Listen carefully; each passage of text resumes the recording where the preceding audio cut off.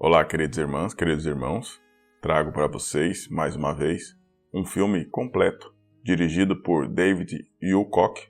Eu acho que é assim que se pronuncia. Daqui a pouco eu vou me enrolar com os outros nomes que participaram deste vídeo.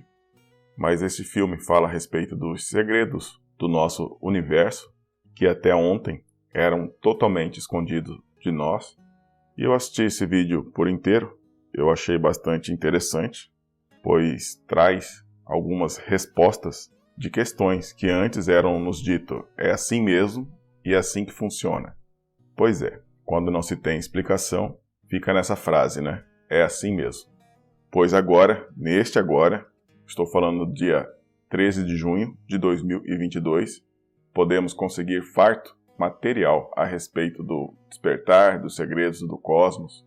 E aqui eu vim contribuir com vocês, já que esse vídeo está público, eu trouxe a vocês o Segredo Cósmico, com David Wilcock. Também, este filme foi escrito por Goode, Roger Richard, falei que eu ia enrolar com os nomes, e com participação de Michael Salla, Laura Eisenhower, Leon Kennedy e vários outros. Eu vou deixar esses nomes todos escritos aqui na descrição. Se você pegar cada nome deste e colocar aqui no Google, você vai ter uma fartura de material para poder pesquisar, estudar, como queiram. Eu ainda não sei se vou colocar esse vídeo com áudio ou sem áudio, pela questão de bloqueio da plataforma. Mas vamos tentar. Da forma que for, já está legendado, não vai precisar você acionar a legenda do seu navegador. Espero que gostem. Lembrando, mais uma vez, faça sua meditação, assista o vídeo, mas com a sua vibração elevada, para que seu coração filtre o que te serve neste agora, neste momento da sua vida, do seu despertar, do seu caminhar. A minha visão deste filme pode ser diferente da sua visão, pelo simples fato que cada um de nós estamos trilhando um caminho particular no despertar. No entanto, estamos na mesma trajetória para uma ascensão coletiva.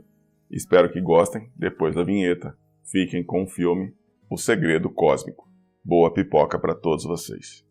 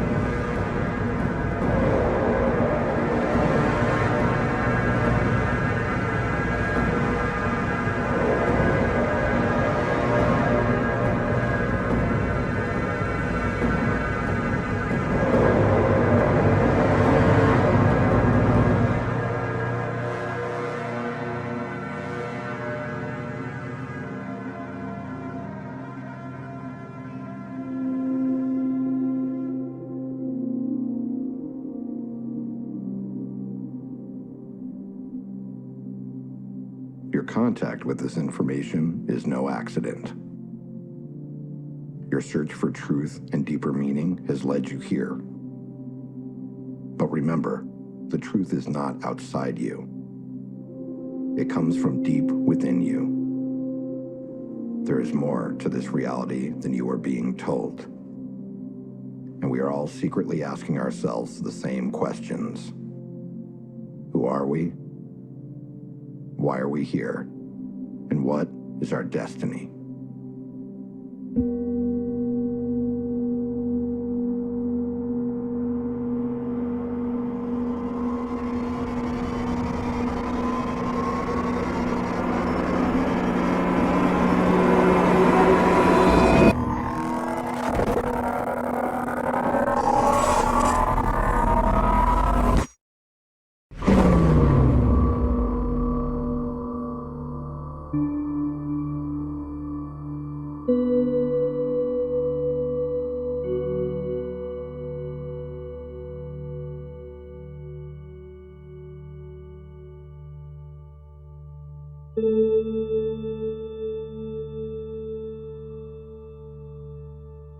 From the earliest stage I can remember, I was having dreams of flying cylinders in my backyard at the house I grew up in. And these cylinders did not have wings, and they would sort of flutter in the air. Interestingly enough, I also had many meetings with an old man who seemed to be connected to these flying cylinders. The old man had gray hair and a gray beard. He had a robe. He wore sandals. This man had such a connection to me that I actually would cry when I woke up from these dreams. In these dreams, he was telling me that a stupendous event was going to happen in humanity's future within my lifetime, that it would lead to some sort of evolutionary leap for us in what it means to be human. And he also told me that I would have a very key role to play in this awakening. He also said that I would be needing to learn as much about science as possible, and also he gave me a keen interest in UFOs and ancient civilizations. I was taught to spend a lot of time looking into the stone monuments around the world. He told me that was very important. He also wanted me to understand what these craft were that this phenomena was emanating from. A very powerful event happened when I was 5 years old, where I woke up in the middle of the night and I was floating over my own body. My body was alive. I was floating over myself in bed and I could see myself sleeping. But interestingly enough, my astral form, or ghost body, as I thought of it at the time, had the same pajamas on that I was wearing in the bed. So I'm literally looking down at myself, seeing myself sleep, and I then floated down the hallway, feet first. I felt as if there were voices talking. I felt a very strong energetic presence. And then I stopped at the stairwell that I would normally be walking downstairs through. And at that point, on its own, my body turned 90 degrees and then tilted up on a diagonal angle. And I started to drift down the stairs. As I then surged with fear, thinking, oh my God, I'm dying, the experience suddenly terminated and I was not able to go any farther. However, I've come to believe that most likely I did have more experience after that moment in the stairwell, but that I was spliced back into my body without the memory being retained consciously. As I grew older, this out-of-body experience compelled me to try to get another chance. So for 2 years after this happened, every night I prayed to get another chance to fly out of my body and meet the old man in person, quote-unquote, instead of in a dream. After 2 years, I broke down and told my mother what happened, and she was progressive enough to tell me that what had happened to me was one of a series of things called extrasensory perception, or ESP. So literally, I'm a 7-year-old kid, and I went underneath the stairwell in the basement of my house, and there was a whole row of paperback books, one of which said ESP in big capital letters. The title was How to Make ESP Work For You by Harold Sherman. I started reading the book. I was in 2nd grade. Most kids were reading Clifford the Big Red Dog. I did not understand many of the words, so I had to use context, but I was able to get through the book. For me, Reading people's minds, knowing what they were thinking, that was commonplace. I was very aware of what people were going to say before it came out of their mouth. I was very attentive to the eyes, the body language, the ambiance, and the nuance of a particular environment I was in. All of these things in my early childhood seemed to be anomalous until you started talking to certain insiders, at which point you realize this fits in with a greater mosaic. And it suggests that, like many others on Earth, I'm not suggesting that I'm unique here, there was extensive extraterrestrial contact that still to this day I have not been able to recover the memories from. Everyone in the UFO community is faced with a seemingly outrageous challenge to try to make sense out of the enormity of material that there is to study. How do you effectively navigate a course through an incredible body of material that encompasses many different ancient civilizations that have megalithic architecture or giant stones? How do you bring in the element of secret societies and the occult ceremonies that are taking place within these societies? What is the relationship between those secret societies and the governance of our modern world at the elite level? Is there a deep state? Is there some sort of supranational cult that is actually controlling the world? And then, how does this knowledge gel with the concept of a spontaneous quantum leap in human evolution that could be coming our way? A good starting point for this esoteric investigation is to rethink everything that we thought we knew about history.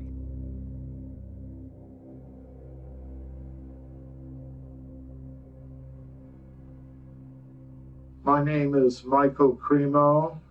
I'm a researcher in human origins and antiquity, and that has led me into other questions related to human origins, evidence that goes beyond the timelines that modern science now accepts. Some people use the term OOP-arts. That means out-of-place artifacts. According to what most scientists now believe, humans existed in a very primitive state for many hundreds of thousands of years. Human ancestors like Australopithecus and Homo erectus, Neanderthal, and so on. They think, according to the standard ideas, that the first humans like us came into existence about 200,000 years ago. And they think the first civilized humans began to exist about 10,000 years ago. But if you look at some of these out-of-place artifacts, you can see some really amazing things. Some of them are pretty extreme. We have this very interesting area in Africa, and this area is called Klerksdorp. One of the more extreme examples were the Klerksdorp spheres. They're made of a naturally occurring type of iron ore called hematite. And these spheres, in multiple cases, have a very clear structure of 3 lines that are all parallel to each other, inscribed directly along the equator of the sphere. To me, that opens up the possibility that these metallic objects with these parallel grooves that go around the center of each one were made by someone with human-like intelligence. What's really interesting is they're found in mineral deposits in South Africa that are about 2 billion years old. They are clearly artificial. They are clearly not a natural geological formation. They were carved by someone. This opens up another huge category of information, which is what has been referred to as the ancient builder race. My name is Corey Good. I'm a secret space program whistleblower and a extraterrestrial contactee. Because of my access and clearance in the programs, I was able to learn a lot more than what is generally available about the history of our solar system. So during the time that I had this unprecedented access, I also started to look deeper into the history of our cosmos, and I started to find little bits and pieces about an ancient race that they refer to as the ancient builder race. And they called them that because they knew nothing about them. They had found ancient structures all throughout our solar system and other solar systems that were around 2 billion years old. This is also a distinctly fascinating correlation because for many years I have found connections between what the insiders are telling me about the secret space program and a unique body of material called the Law of One. The Law of One material claims to have been generated by extraterrestrials through a telepathic communication. I lived with the people who generated this for 2 years. Their group is called L&L Research. The source of the Law of One claims that it originated on the planet Venus when it was Earth-like. They are similar to us, as in third density, or third dimensional, if you will. And they said that they date back 2.6 billion years ago. Now that is amazing, because we didn't know about the Klerksdorp spheres back in 1981 when this came through. And yet, the dating they gave in the Law of One for when they were third dimensional like us is exactly the same as the geological dating of the Klerksdorp spheres. And best of all, in the Law of One, they said they had a particular affinity for the pyramid shape, and they built it extensively. Therefore, it does appear that the solution to the mystery of who is the ancient builder race is that this is the group now identifying itself as Ra, the group that gave us the Law of One material, the same group that ultimately contacted Corey Goode, appearing as blue avians, now appearing in 6th density, billions of years later, after they were like us. They are apparently the most evolved extraterrestrial group that has ever been involved with humanity. So one of the few things that we do know about this ancient builder race is that they had created this giant defensive grid around this local stellar neighborhood that we're a part of. 52 local stars clustered together. And they had created these giant Death Star types of ships that were the size of moons and planets that set up a grid around the entire local star cluster that prevented any types of intruders from coming in. And this grid was in place and kept our local stellar neighborhood safe from intruders for billions of years. It does appear, based on some very understated things they say in the Law of One, that they had quite the vast civilization, that they spread out to many neighboring stars. This is the ancient builder race. They colonized all the neighboring stars in our solar system. Then you have to ask yourself, what could have survived for more than 2 billion years? Well, this is very fascinating because throughout our solar system, according to insiders, we have a cosmic junkyard. What is the junkyard? It is a collection of crystalline ruins. These ruins are made of a glass-like material, and the material is not actually glass, it is a transparent aluminum alloy. There have already been alloys of transparent aluminum made by various companies here on Earth, and when they stress test these alloys, they find out that they are 5 times stronger in their tensile strength than bulletproof glass. As our secret space program has apparently gone beyond our solar system with reverse-engineered technology similar to what they acquired in the Roswell crash over 70 years ago now, they found that all of the approximately 54 different stars in our own local group of stars, which are all gravitationally connected, every one of those stars has planets and moons and satellites with these same crystalline ruins on them. Obelisks, pyramids, and domes. Fly by the comets, visit asteroids, visit the moon of Mars. There's a monolith there, a very unusual structure on this object that goes around Mars once in 7 hours. When people find out about that, they're going to say, who put that there? Those obelisks, pyramids, and domes only constitute what is visible on the surface.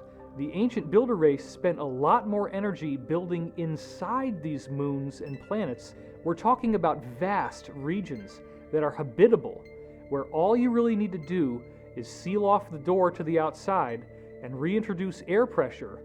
And now you have pressurized an environment that can be occupied by human beings. What I believe is that in 1976, when Viking did this incredible reconnaissance in the bicentennial summer, they photographed something that was a mystery, was at the centerpiece of the NASA raison d'etre for going to Mars, the search for life, and they then never followed up. It's a set of pictures, two separate sets of frames at two different sun angles that show a collection of pyramids, an astounding geometric regularity in this layout. We don't have to prove they're artifacts. All we have to do is provide probable cause to suspect they could be, and then the ethics of science say you got to go and test. When you go back to the original NASA imagery of the Martian surface from 1976, there are two frames that really matter. There's 35A76 and there's 70A13.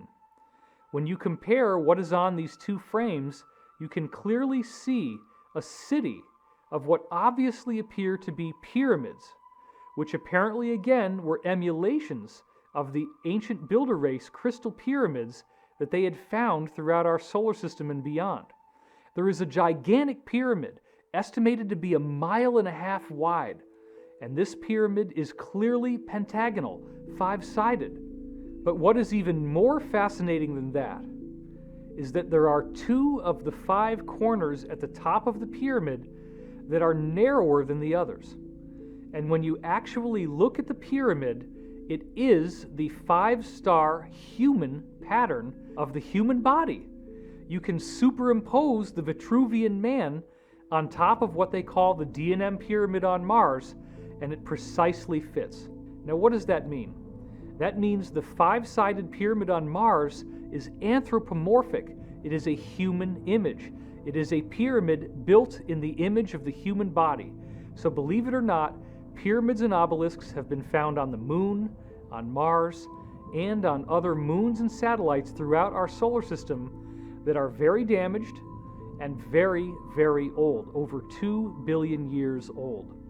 This civilization that was on Mars was very aware of the ancient builder race, and that these ruins, as their civilization evolved, they discovered they were very extensive. They were always made of this transparent aluminum crystal, and there are many places you can go where you can go inside a moon and find enormous cities worth of space.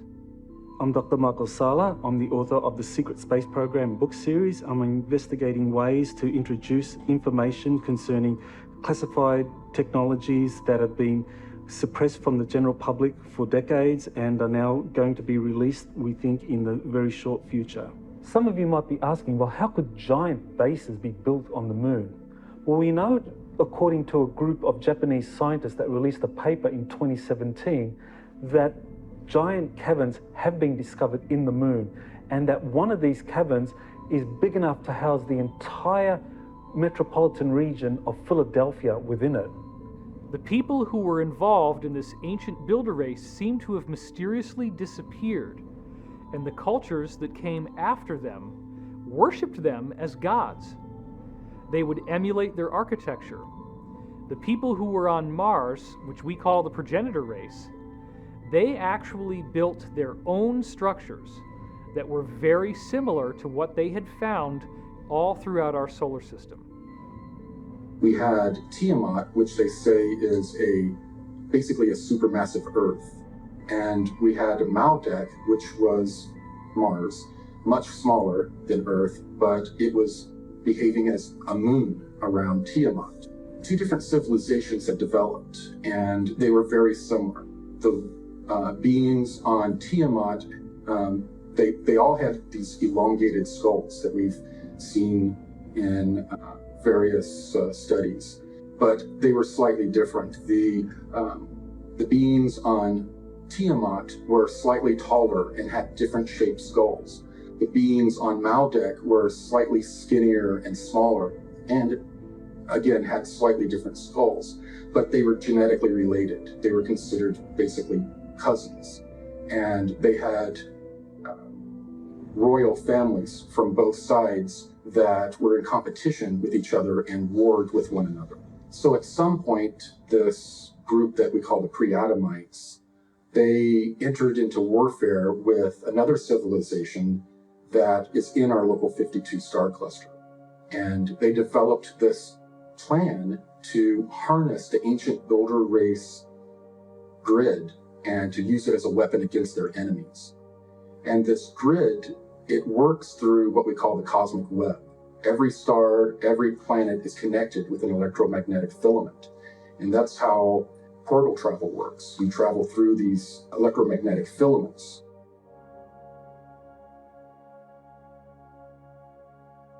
And it's been used by some top scientists. So it is an idea which actually had currency in the last century, in the 19th century.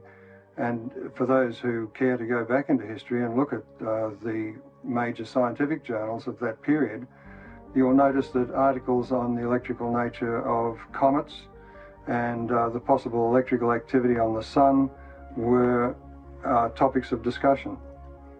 Unfortunately, in the early part of the 20th century, all of that was more or less suppressed. Something that, of course, we're brought up to believe, and that is that gravity is the controlling influence in the universe. It's what causes the planets to orbit around the sun, and the moon around the earth, and to cause the tides upon the earth. All of that is true up to a point, but the thing to remember is that basically there is no understanding of gravity. Einstein's theory doesn't explain gravity. It has matter somehow affecting space in a way which is completely unphysical, in other words, warping empty space. There's no explanation as to how this might happen or what it even means. So we have more equations, but without any real meaning. What I'm suggesting is that we don't have an explanation for gravity, and until we do, we will not understand the limitations of that theory. 2017, on my website, I released 2 DIA reference documents that had never been released before. These documents were given to me by Washington, D.C. Beltway insiders, and they wanted me to release them on a certain date.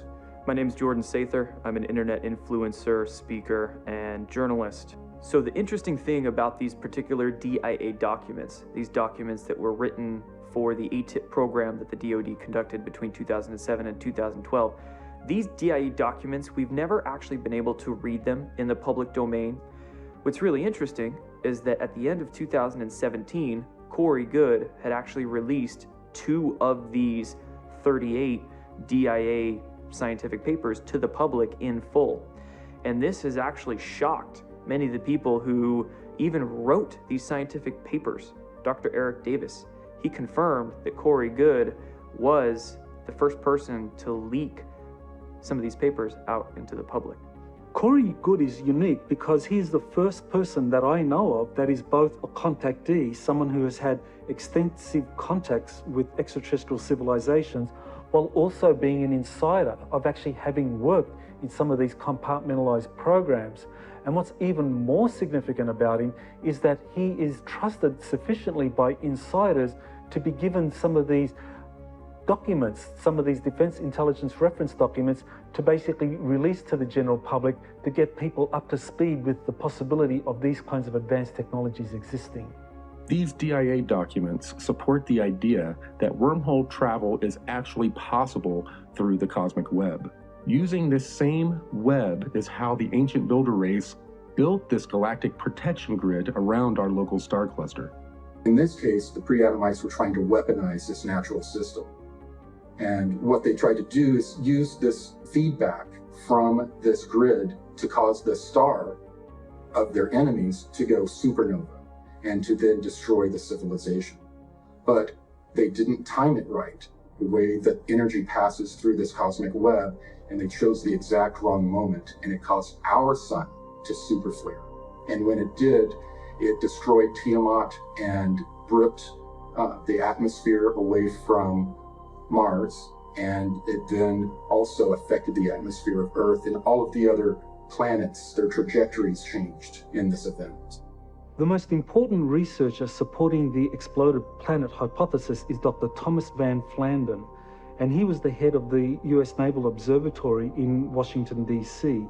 And he came up with this theory that between the orbits of Mars and Jupiter, the present asteroid belt, there was once a super Earth, a very large planet that was in that orbital region.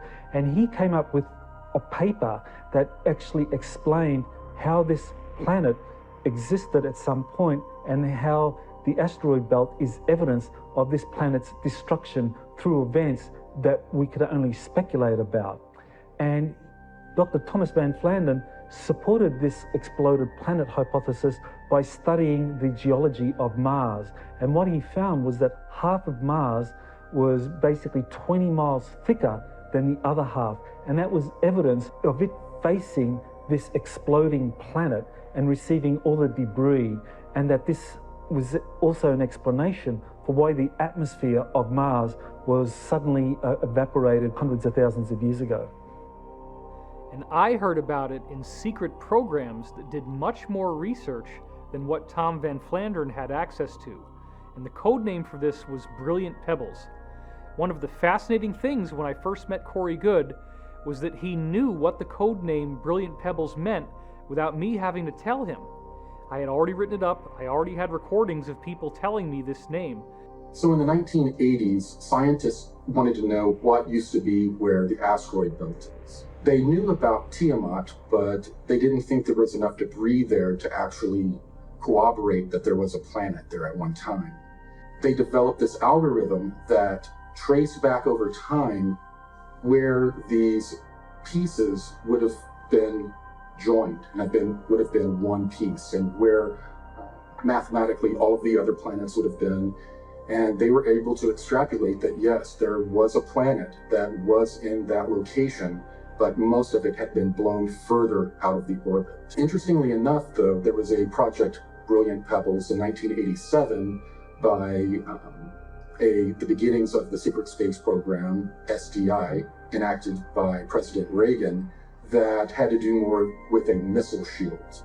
And often they would reuse, within a certain set of programs, they will reuse a program name so that they have plausible deniability of higher, more secretive programs. They would layer them within the same name.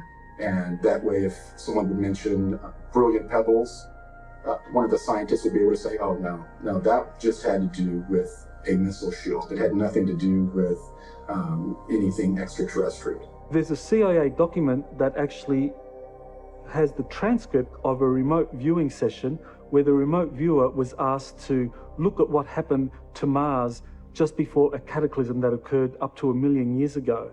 And Joseph McMoneagle was the remote viewer who looked at Mars at the time of it undergoing some kind of planetary catastrophe, probably associated with the exploding superplanet. What he saw was that these surviving Martians getting on these spacecraft, on these planetary arcs, and evacuating to another planet which had a very equatorial region with volcanoes and so forth. This is where the Martians evacuated to. So after the great destruction of Tiamat and Maldak was damaged beyond repairing itself, these pre-Adamites took the moon as a giant ship, a giant conveyance. It was also in the vicinity of Tiamat. They hijacked the moon and flew it to the Earth. And they tidal locked it with the Earth to keep it in place. And they lived on the moon for thousands of years, observing the culture, the development of civilization going on the planet below, and at the same time having certain colonies down where they knew where ancient builder race remnants were. The survivors of the catastrophe who were inside Earth's moon then suffered another massive cataclysm 55,000 years ago, and we now know that this was caused by a solar flash, a massive emission of light, energy, and matter from the sun. Part of the problem when you have these solar flashes is that in addition to an enormous heating of the atmospheres and even the surfaces of planets, which could be up to 1,000 degrees Celsius. We're literally talking about a heat that can melt stone. You also have the sun throwing off a great deal of debris, a great deal of chunky, molten material that will physically strike the surface of planets and moons. This solar flash is what now is being called a micronova. A supernova is where a star completely explodes and nothing is left except for a red dwarf or a brown dwarf, whereas the micronova causes an incredible flash to occur, but the star maintains its stability and structure in the aftermath. The latest NASA research that's only come out in the last year proves that there are multiple documented examples of micronovas everywhere we look. This is not uncommon. Stars do this naturally, and it is a very normal aspect of a given solar system. So after these pre-Adamite groups from Tiamat and Maldek had moved to the moon, they were there for thousands of years. And as we know now, the solar system goes through a cycle of destruction. We had another solar event that wreaked havoc on the moon. It would appear, based on historical records, that the people living inside the moon did not know that this solar flash was going to happen. It was being kept secret from them by their own governmental elite. I once had an insider who we call Bruce, who described that his faction of the military-industrial complex was only able to go inside these inner passageways in the moon a total of 6 times on covert missions that they sent people in through. And they found a vast amount of control systems where you walk into a room, the lights come on, you have these big giant screens that are very wide with displays on them, there are control surfaces in front of them, and it was gorgeous. And this goes on for miles and miles and miles, countlessly. Everywhere you look, there are these bodies that have not been cleaned up because the amount of square footage inside the moon is so vast and the amount of depth is so vast that huge regions inside the moon have never been cleaned up, never been explored, and there is a horrible stench from these decaying dead bodies. And the remnants that survived that new catastrophe of pre-Adamites loaded up into their last 3 motherships from their home planets, and they flew those down to Earth. They were damaged, and it was more of a crash landing. Later on, when our secret space program located the remnants of these ships under the ice in Antarctica, they named them the Nina, the Pinta, and the Santa Maria. So when these 3 motherships crash landed, the pre-Adamites that inhabited them began to cannibalize the technology and materials to build out a great civilization. And this civilization would later be known as Atlantis.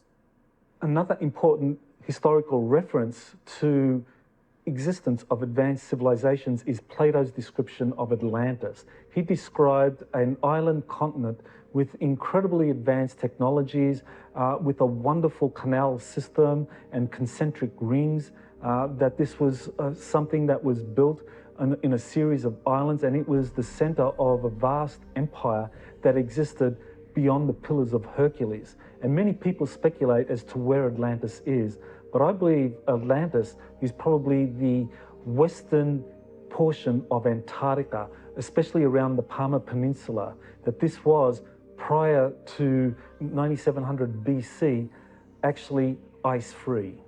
They landed in Antarctica, where there is apparently a pyramid that, if you could see it without the ice covering it, is much larger than the Great Pyramid of Giza. That pyramid was a landmark for the surface feature of something that is predominantly underground. There are enormous ancient builder race ruins underneath the surface in Antarctica.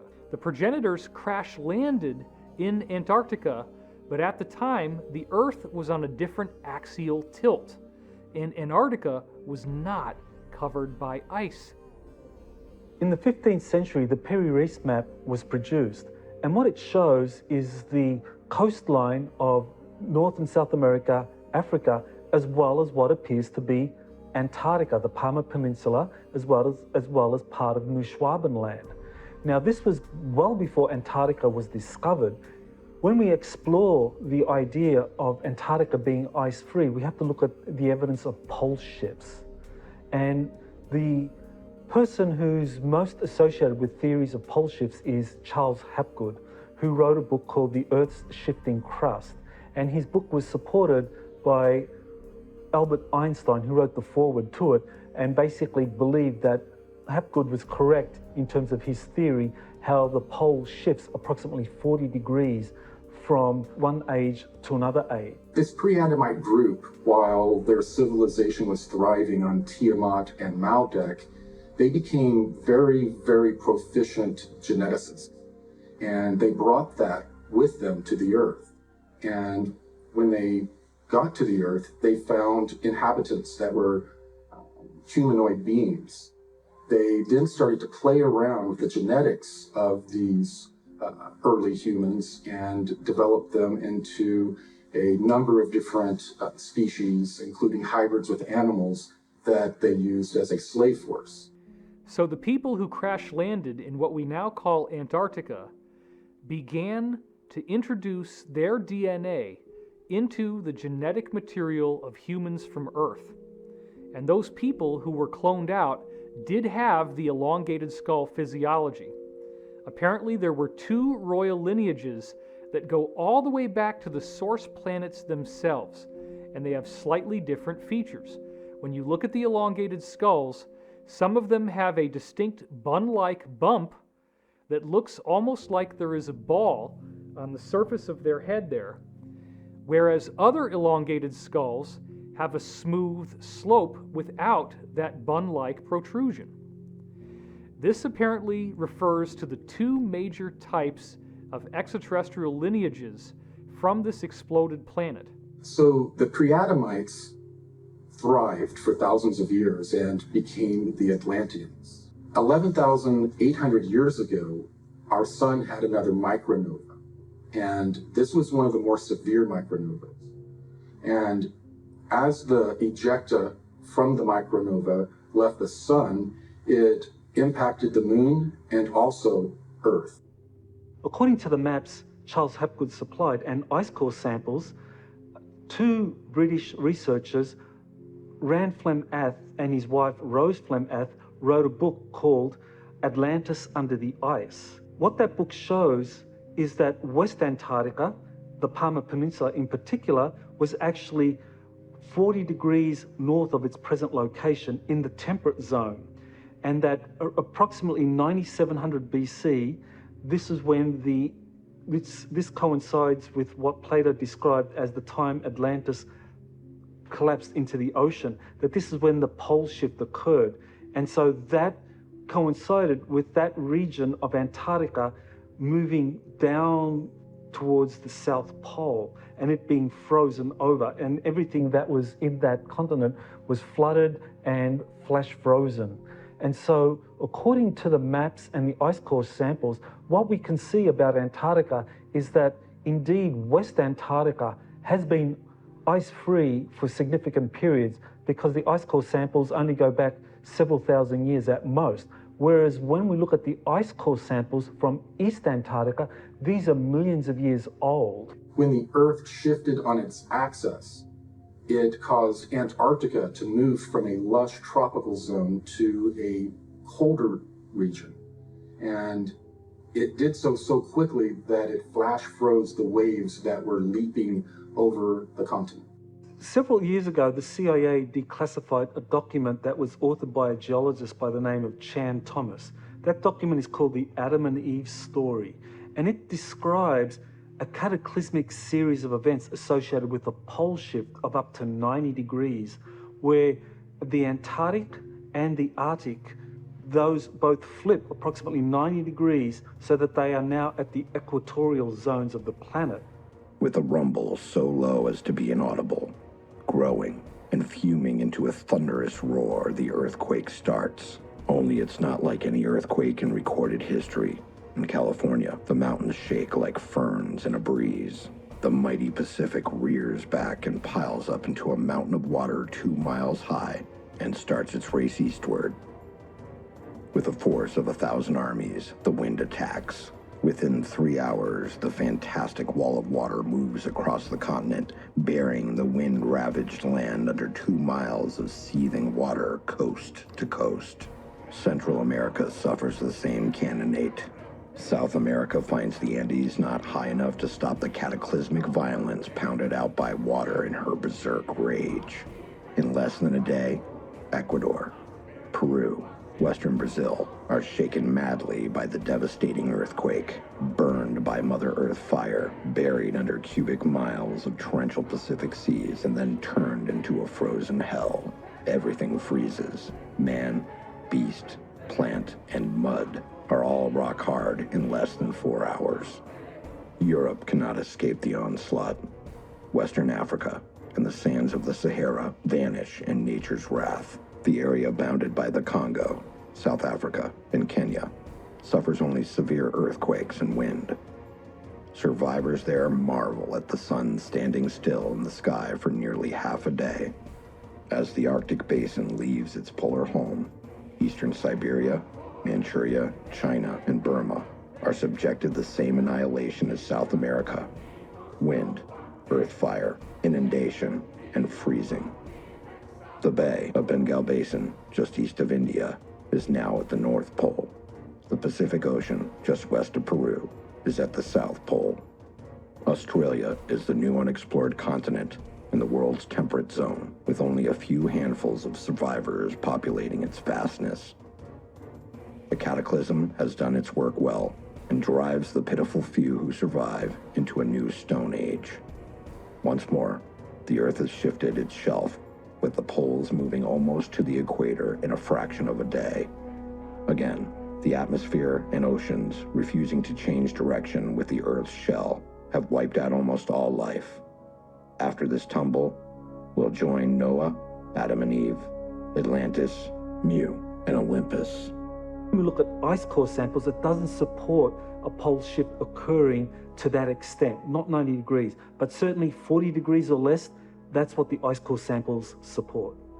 These cataclysms would result in large loss of life throughout the planet, and that there would be portions of the planet, however, that would escape the worst of these winds and of these tsunamis, and those would be the survivors that would build civilization again from the ashes of that great catastrophe.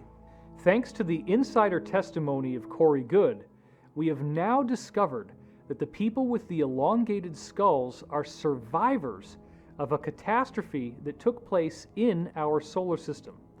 And what I find uniquely fascinating is that once they crash landed on Earth 55,000 years ago, they quickly made a treaty with each other. Even though they were at war, they decided to coexist on the Earth. One lineage said, "We will take what we would now call Africa and Europe." The other lineage said, "We will take South America, North America, and the eastern half of Asia."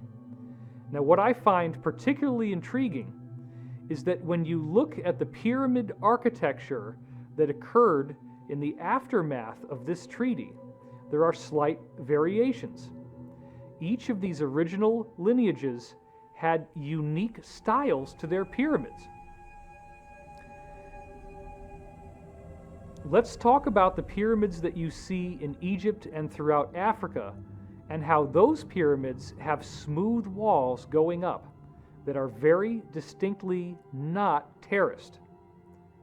Then, when we go to Mesoamerica, we notice that there are distinct differences in the architectural style, where now you have step pyramids, which almost consistently show different courses.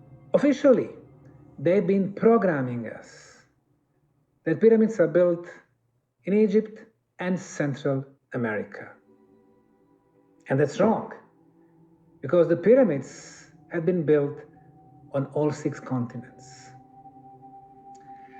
Probably at this moment in time, there is no living soul who have visited and investigated more pyramids than myself. In China, 250 pyramids near the city of Xi'an. We have pyramids in Indonesia. Our friend, Dr. Danny Hillman, discovered pyramid in western part of the island of Java.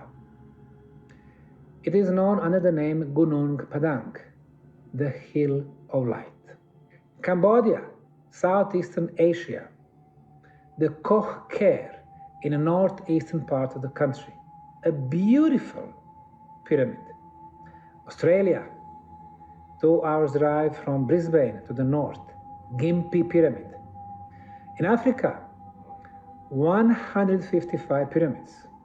The island of Mauritius, 4,000 kilometers away from the African continent, in the middle of the Indian Ocean, 7 beautiful stepped pyramids.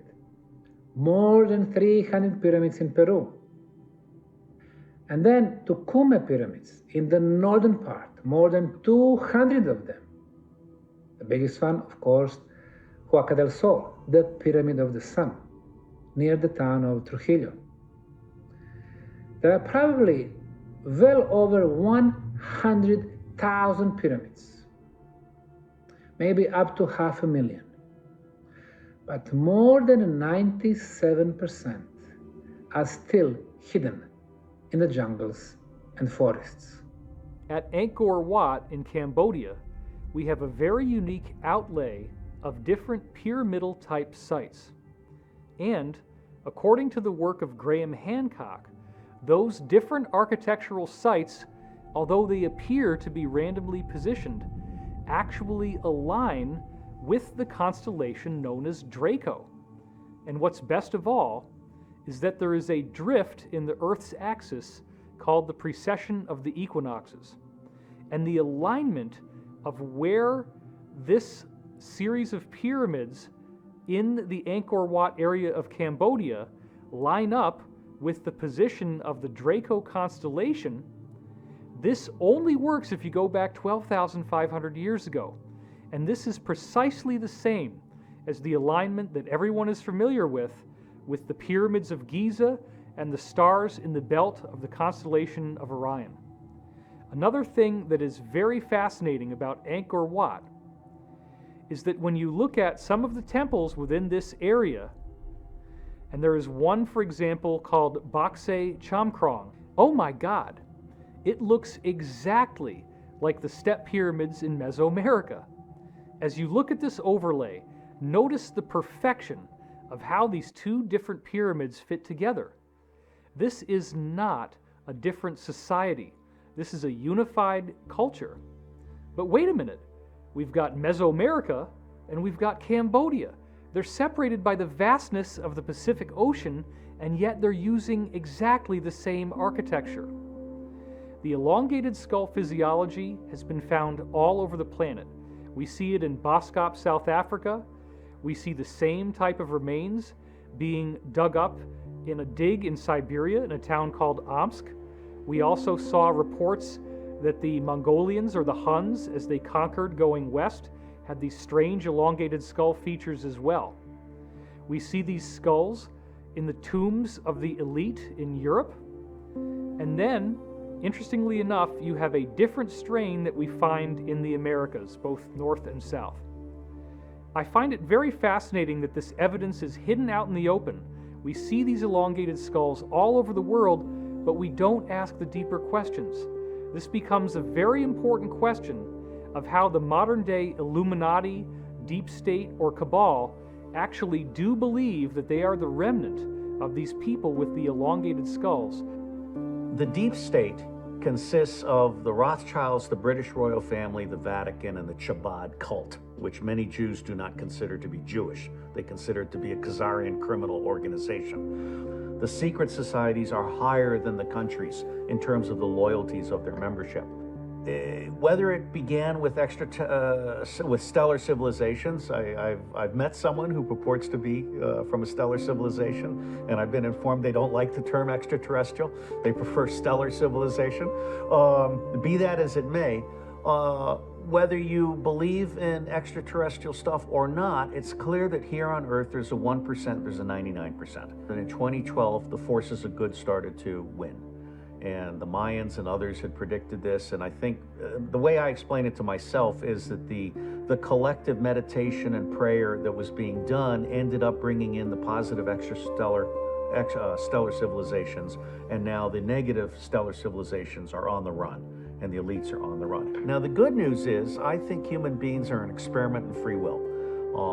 And I believe that if we can resurrect our individual sovereignty, there is no power in the galaxy that can stand up to us.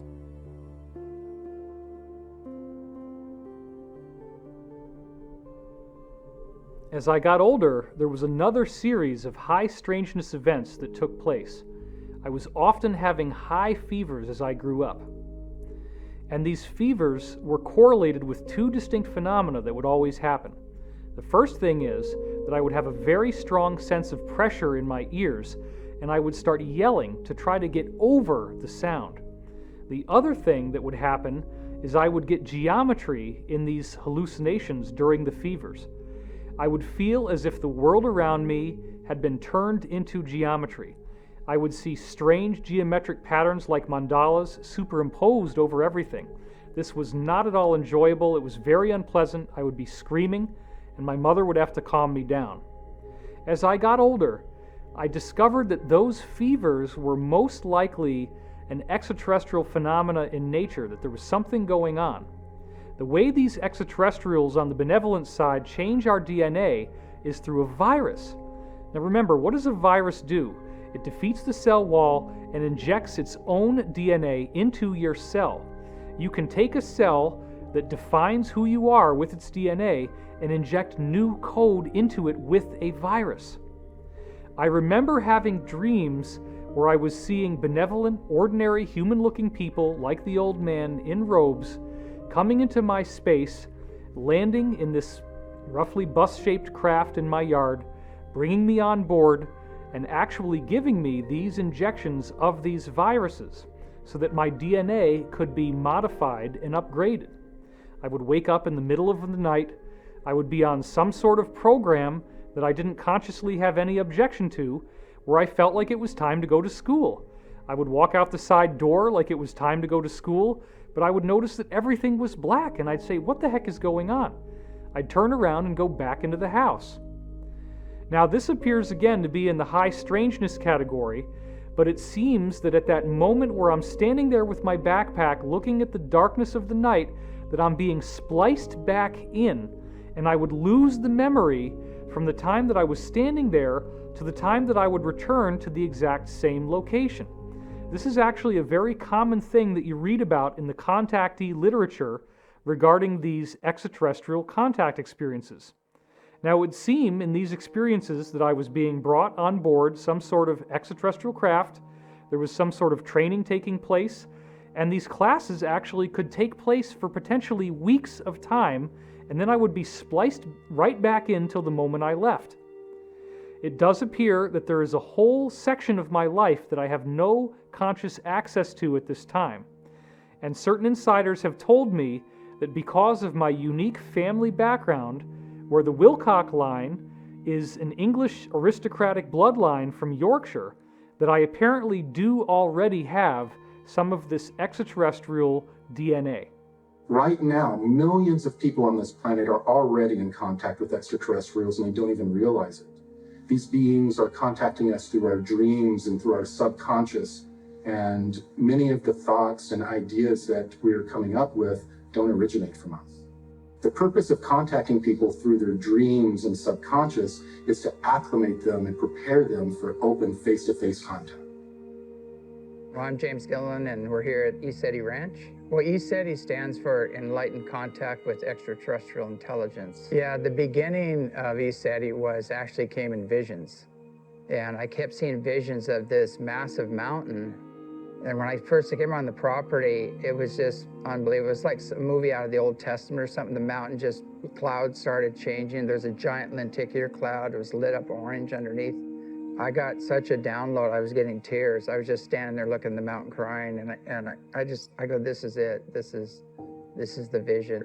I was focused on creating a healing center, like a retreat center, and I wanted to just make it totally eclectic. I didn't want to to pigeonhole it or keep it with any one group. And about probably halfway through of building this center, they started showing up. The ships started showing up. It's got a double. It's weird. Whoa,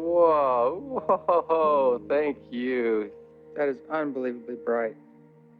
Whoa, look at that, Woo-hoo, whoa. And the first encounter was an all-day meditation. I was meditating, and I had a beautiful transmission coming to me about the earth and humanity and our ancient history, who we are and how we've gotten to where we are and what needs to happen to heal, to clean up the planet and the consciousness here. And so I asked them, where are you coming from? And they said, actually, we're on a ship. And I didn't even make it to the door, and my sister and her friends came up banging on the door, and they go, did you see it? Did you see it? And I said, see what? There was a huge light ship hovering right over the house here. So that was my first encounter where I realized I needed to start doing some research on tying in the higher dimensional beings and the spiritually and technologically advanced off-world visitors into the spirituality side of things.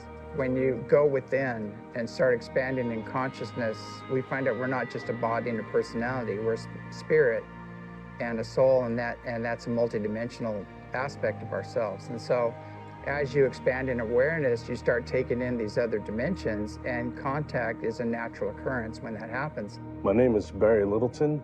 I do stock trading, level 2 options, and I also am involved in social services. In the UFO field, I'm kind of just stepping forward.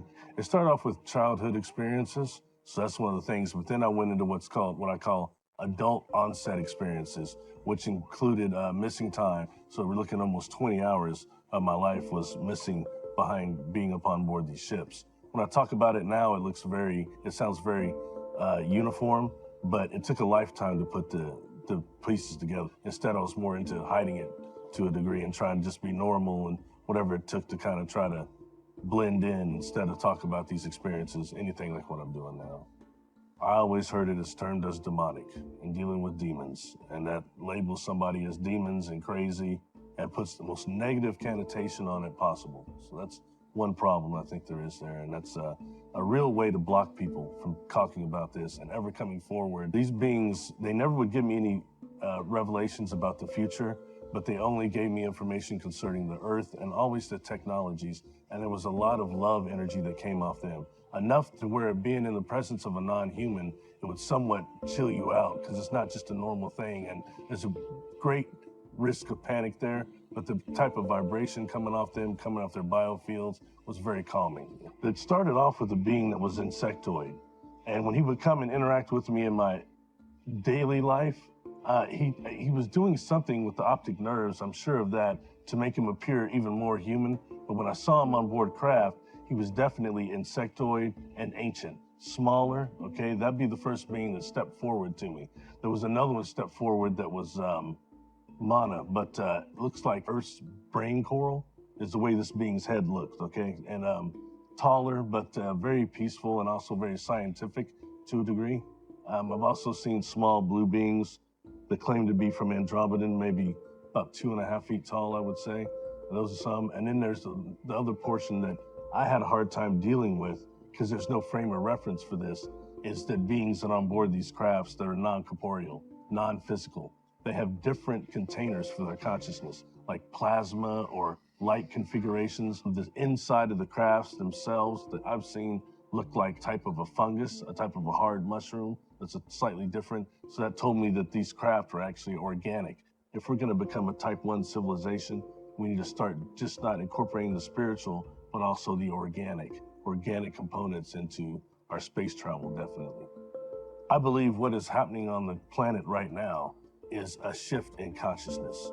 And meaning not, I've heard it called other things such as ascension, we're going to go to another dimension. I've heard all these things, but I think in reality, it's a shift of consciousness. Because at least in my opinion, 85 to 90% of our population has had extreme contact, but they can't remember it. They're unaware of it due to the fact our perception is so molded. Internet has helped with starting communication amongst what I call melanin-dominant contactees, experiencers.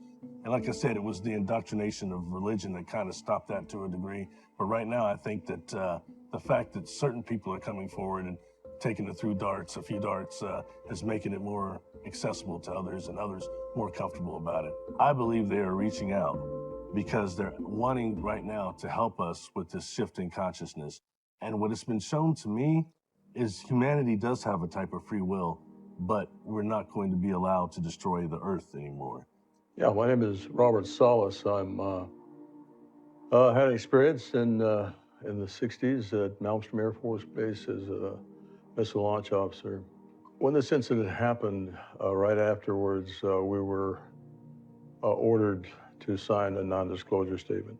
And that had very strict penalties if we broke that. The incident was classified. However, since it had been a long period of time, they were going to declassify what I'll call the Echo flight shutdown of 10 missiles. The Echo flight incident happened March 16th, 1967. Ours happened 8 days later, March 24th, 67. In addition to that, there have been many other incidents involving UFOs at nuclear missile sites. It happened again at Minot in 1968. It happened at Whiteman Air Force Base, right, and other bases, similar incidents. It took time to get to the point where I realized that we were certainly not alone in the universe. And I had plenty of time, of course, because I couldn't talk about it. But eventually I did get to that point, and it was a kind of awakening that what we were doing on Earth here, building up nuclear stockpiles, having the ability to completely destroy every living thing on the planet, was not acceptable, not only to us, but to others in the cosmos. The bombings of Hiroshima and Nagasaki still haunt me. I think about that a lot. And the fact that we could easily be involved in nuclear war today. We've done it with Chernobyl, we've done it with Fukushima. That's immoral. It's immoral to the whole human race. We can't just adopt the morals or ethics of one particular country or group of people. We're talking about humanity as a whole and how we fit into the cosmos. You know, we are, it should be obvious to everyone by now that we are not alone. And it's ridiculous to think that we are. And the entities have spoken. They have said, you should not have nuclear weapons. My name's Peter Maxwell Slattery, and I'm from Australia, and I'm a lifelong experiencer with probably the largest catalogue of UFOs, paranormal activity captured on camera and video in the world. There's so many different types of crafts that I've filmed, whether they look like they're plasma, they're morphing, changing shape, these egg-shaped type crafts, pearls, and that's, you know, we look at the translated word of Buddha, they talk about pearls in the sky that brought the gods down to earth to visit man. I've always been an experiencer since a young age. It started off with telepathy. Not long after that, I started to see grey aliens, but they were white. I didn't know if they were alien, you know, angels, demons. I just didn't know what it was. My journey with coming out about my experiences was the hardest thing I have and ever will do, in my opinion. I've been shot at.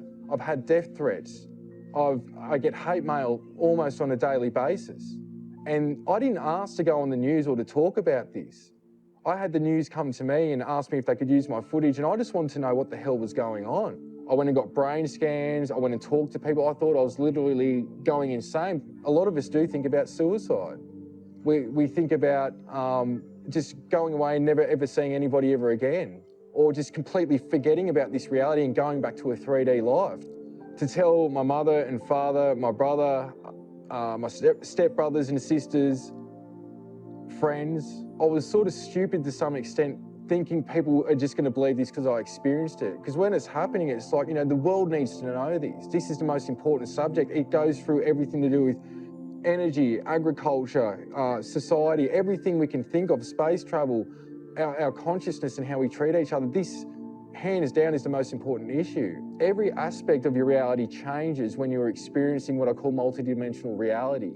An experience that I've had that really touched my heart with the start of all this was I was in my lounge room and broad daylight, middle of the day, and I was approached to what I can only call is liquid blue light beings. Now, before this experience, I'd seen these liquid blue light orbs coming in and out of my house.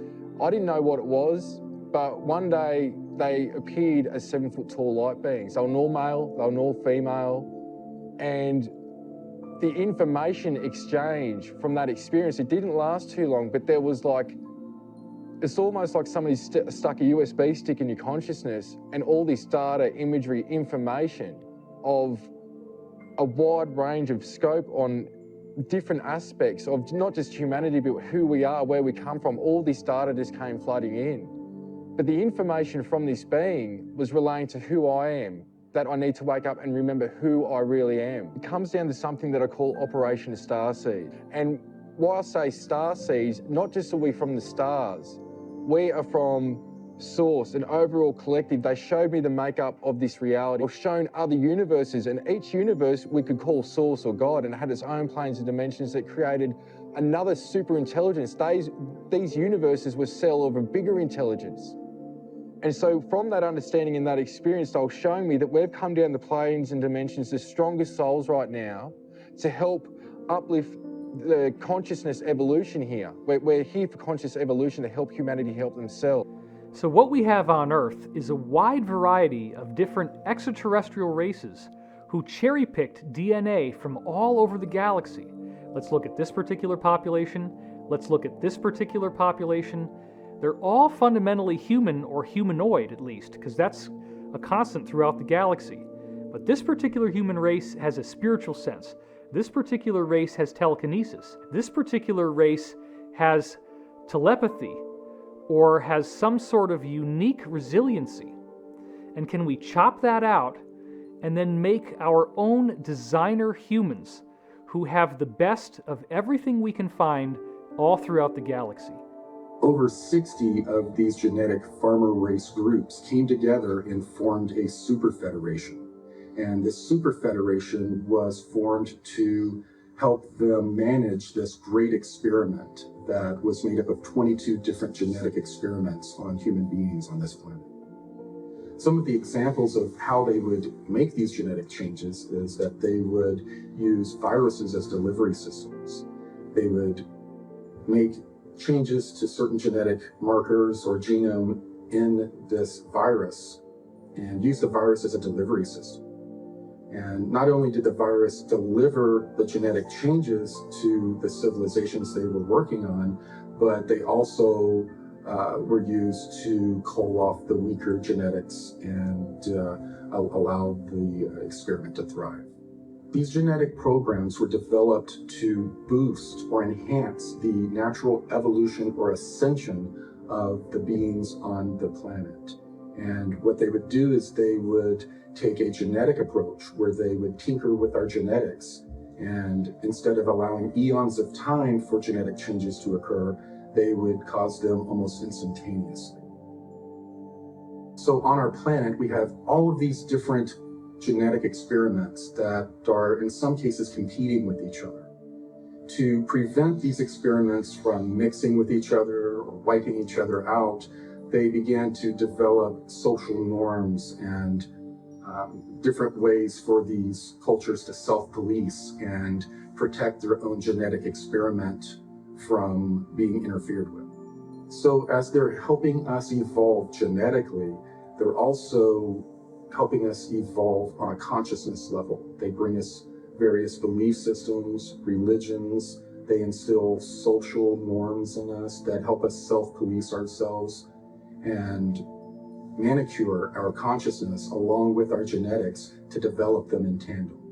Even today, these experiments are compartmentalized through religion, language, geographic location, and culture. And there's also a cosmic component. The goal is that eventually the civilization that they're experimenting on and working on become self-guiding. They get to a point to where they control their own genetics and their own consciousness development as well as join this super federation in going out to other planets and assisting those civilizations in the same process. Now that we've developed to a point of traveling the cosmos ourselves, we've gotten to a point to where we're self-managing ourselves, and this super federation is being disbanded, and we're taking over our own genetic and spiritual development. As a result of all of this, the infrastructure that has been built out secretly in our solar system will now be handed over to the rest of humanity. Another very important point to note here is that the DNA changes that the genetic farmers put into us are at this point still predominantly dormant. They are, if you will, locked up in the 95+% of our DNA that appears to not normally be used, which our scientists call junk DNA. We only use about 5 to 10% of our DNA for building our body. They call these coding DNA sequences, meaning that they code proteins to make our physical body with. 90 to 95% of our DNA is non-coding DNA. In other words, mainstream science has no idea what this DNA really does. They call it, quote, junk DNA. Why would any sort of intelligent designer put junk in our body? Put something in our body that's useless? That wouldn't happen. In fact, what I believe is that this 90 to 95% of junk DNA is actually used metaphysically. It's used for our consciousness in ways that we just don't really understand yet. My name is John D'Souza. I was an FBI special agent for 25 years.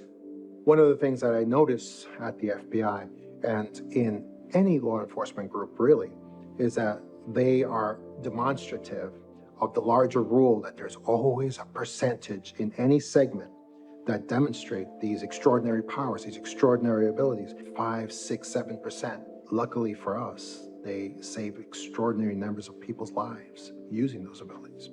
I think what sets these people, this segment of the population, what sets them apart from everyone else is that they have some kind of marker that designates them as having parts of their DNA activated that the majority of the population doesn't have. And that's something that's evident no matter where you go in every group. There's always that segment, that remainder of people that they just activate.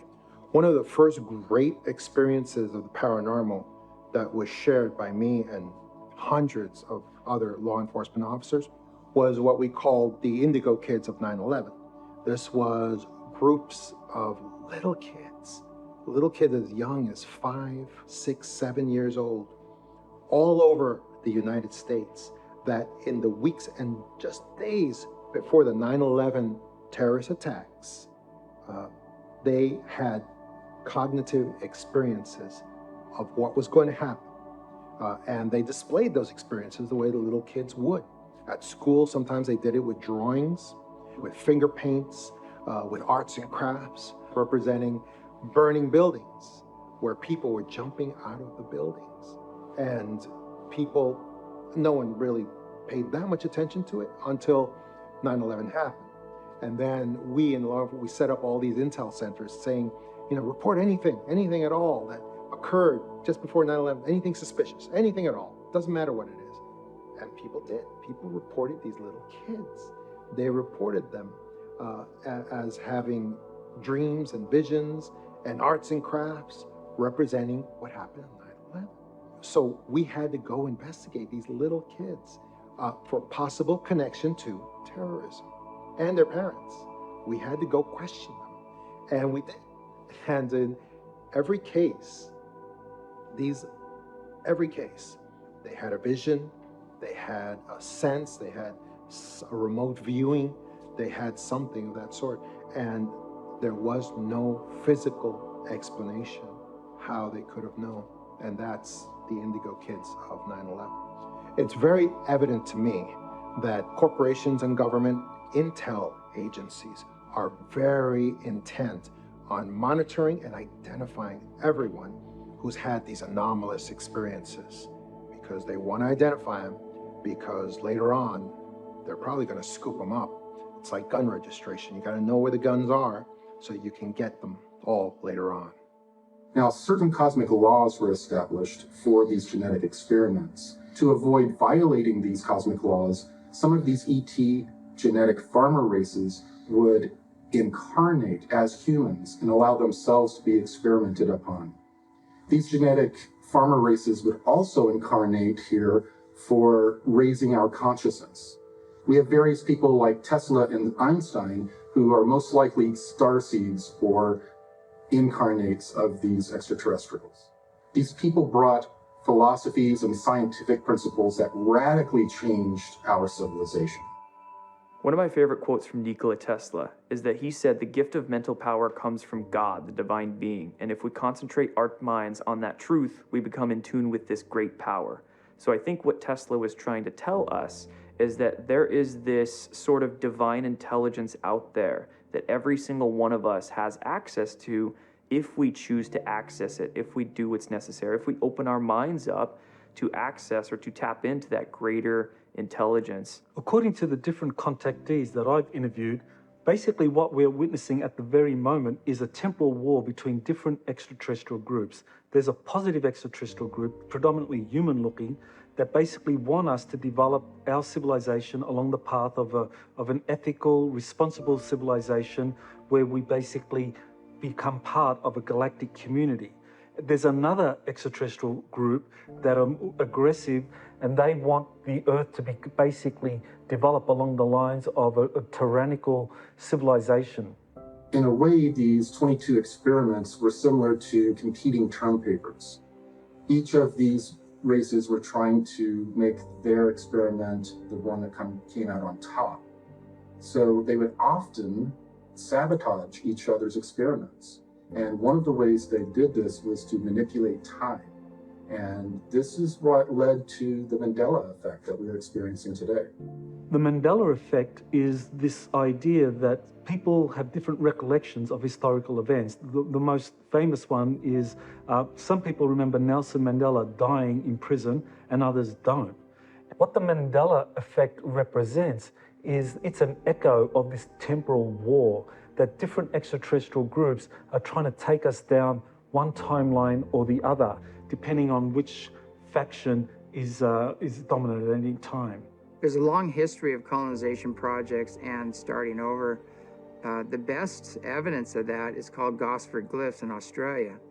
So the first landings were actually in Australia, not in Africa. It's written in the stone on the Gosford glyphs, and it talks about how a ship came down. There was a Denisovian man, the original man that was here.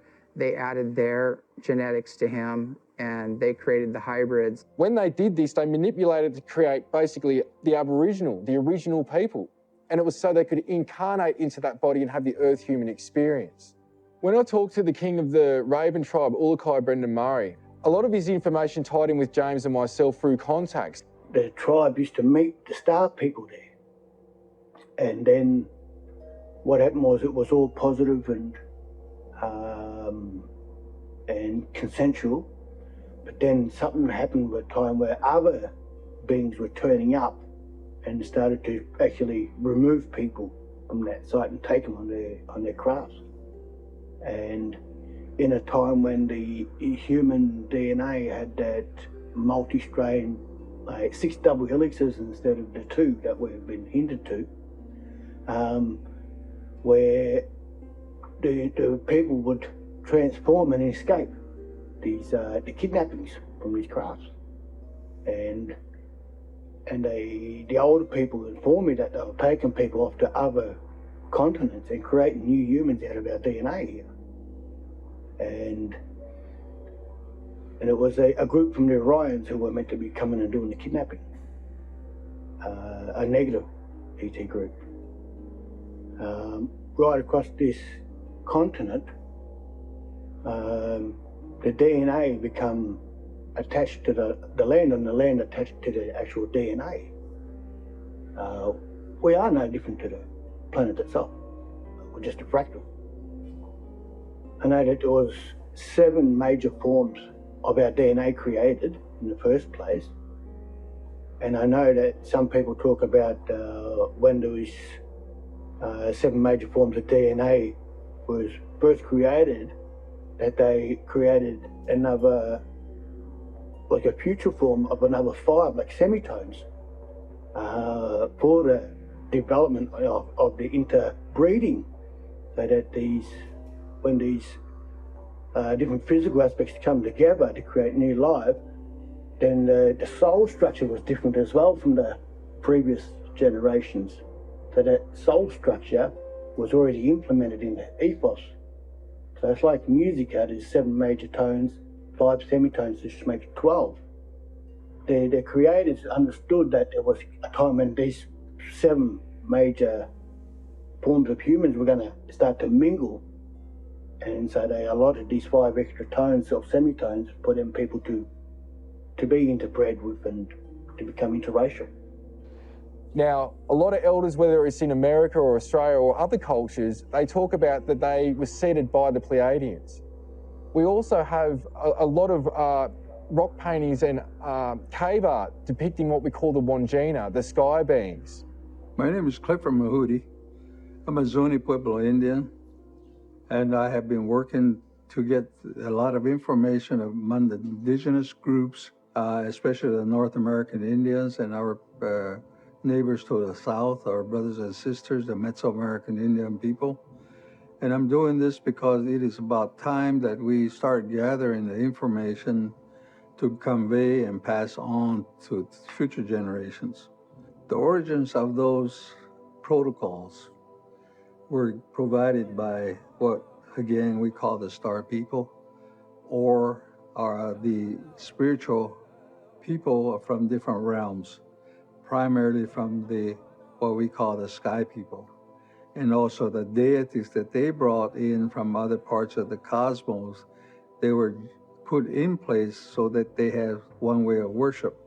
If you look at it in terms of the origin of what we are going, we started out is that technology and spirituality were in connected, real tight in the beginning, and throughout the ages they separated technology away from the spirituality, and then it becomes a hard science. And somewhere in that path, man invented religion.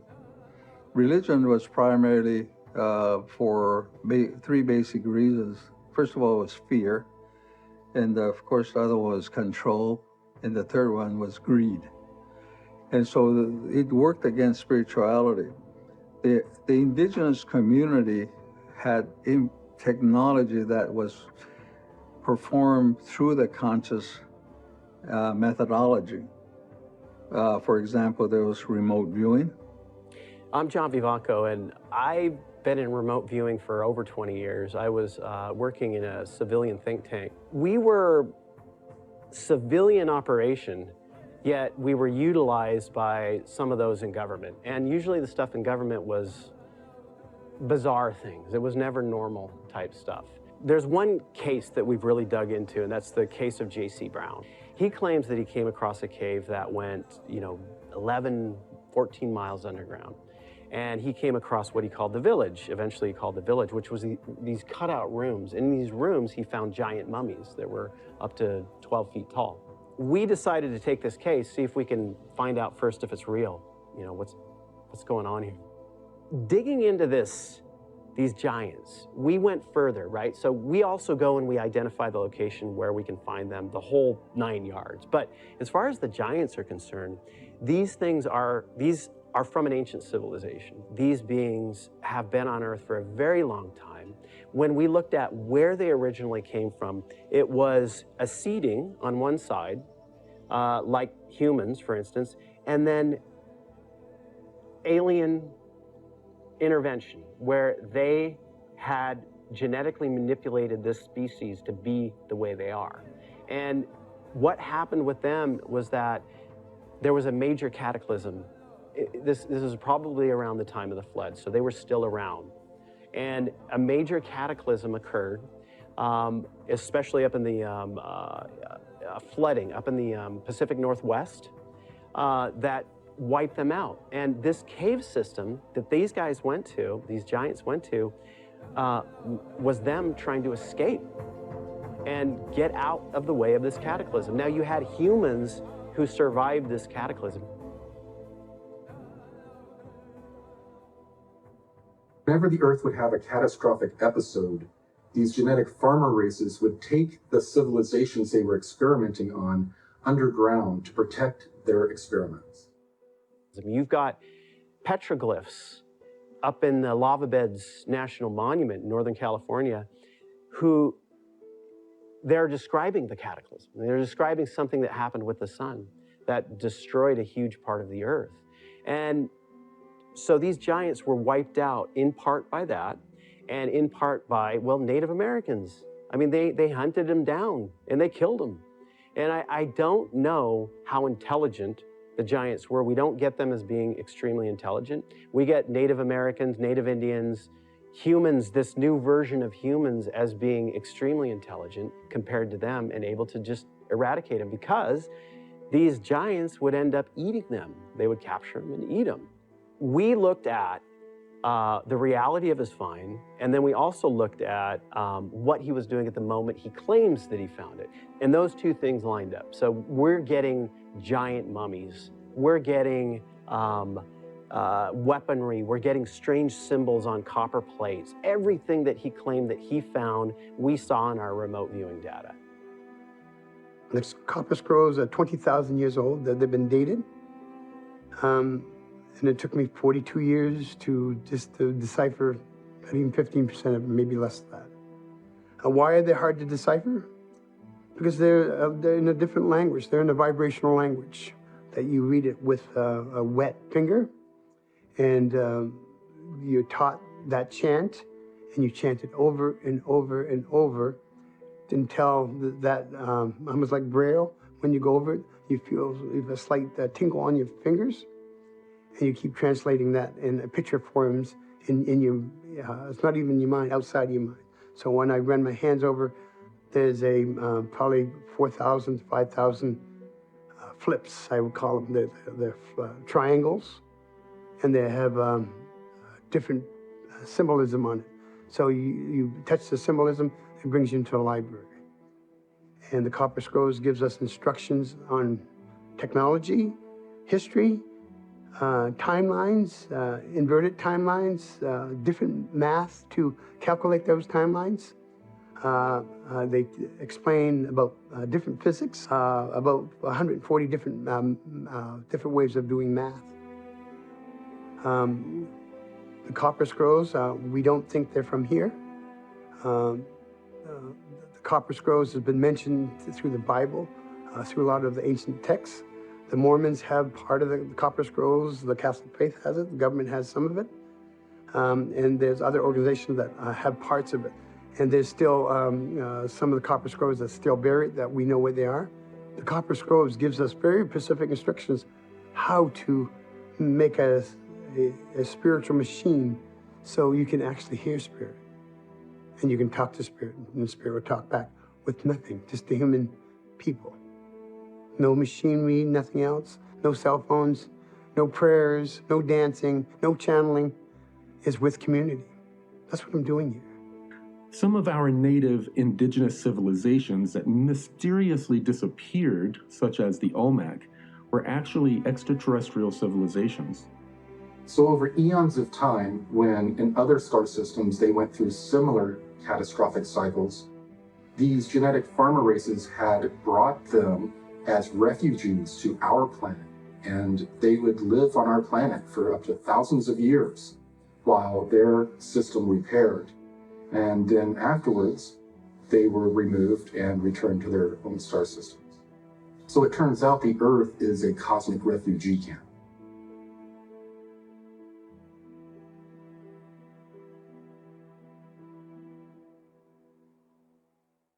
So the things that we see in the Bible as apparently metaphorical are actually real stories. They are real pieces of information.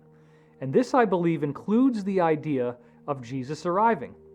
So the group that Jesus came to oppose actually hijacked his message, and as of 325 AD, created the New Testament, where they very selectively manicured Jesus' message to remove the teachings that they thought were anathema to their agenda.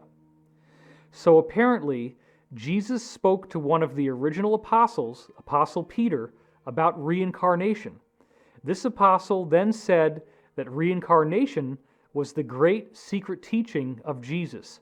By removing reincarnation from Christianity, the Roman elite were able to create an airtight Trinitarian doctrine, where the Trinity is God the Father, God the Son, and God the Holy Spirit, and there's nothing else.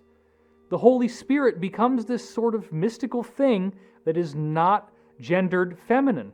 You have the Father, which is masculine, the Son, which is masculine, and the Holy Spirit, which does not have a gender. Therefore, the role of the feminine is removed from the Trinity, and this is an important point. The suppression of the feminine by the patriarchy to hold down the feminine aspect of human spirituality, and the feminine perspective that would include itself in governance, in law, in education, in all different aspects of society. One of the huge parts of awakening is, really understanding, feminine energy.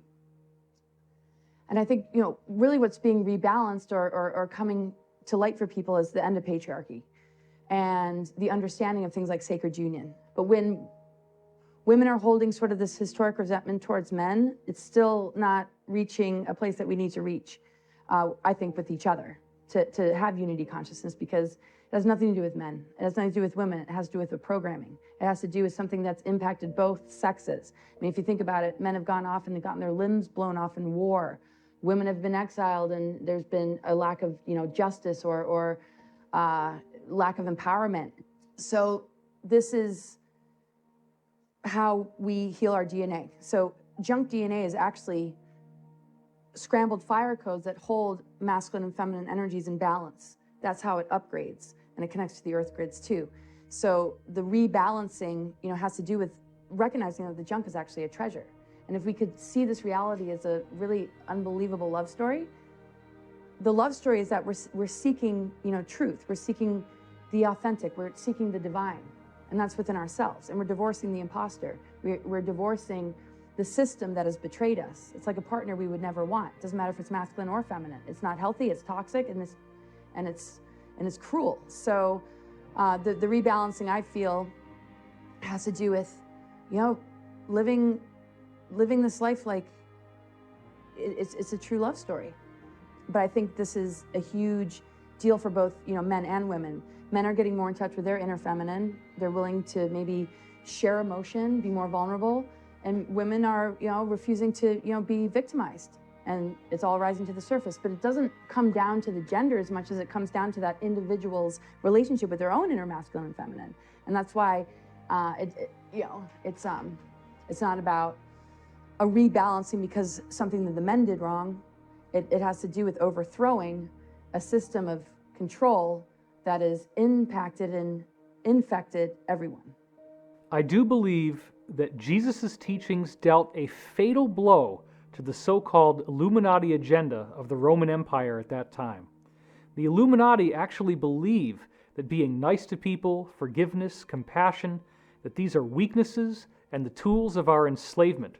And they believe that by being free of those encumbrances, that they are superior to everyone else.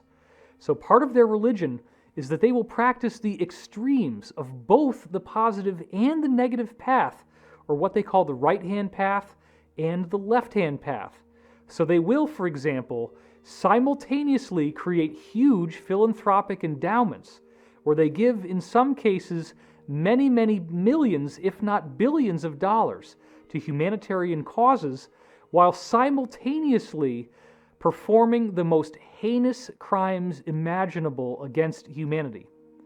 I want to point out that what Jesus was teaching us about ascension has proven to be of far greater significance than is normally given credit for.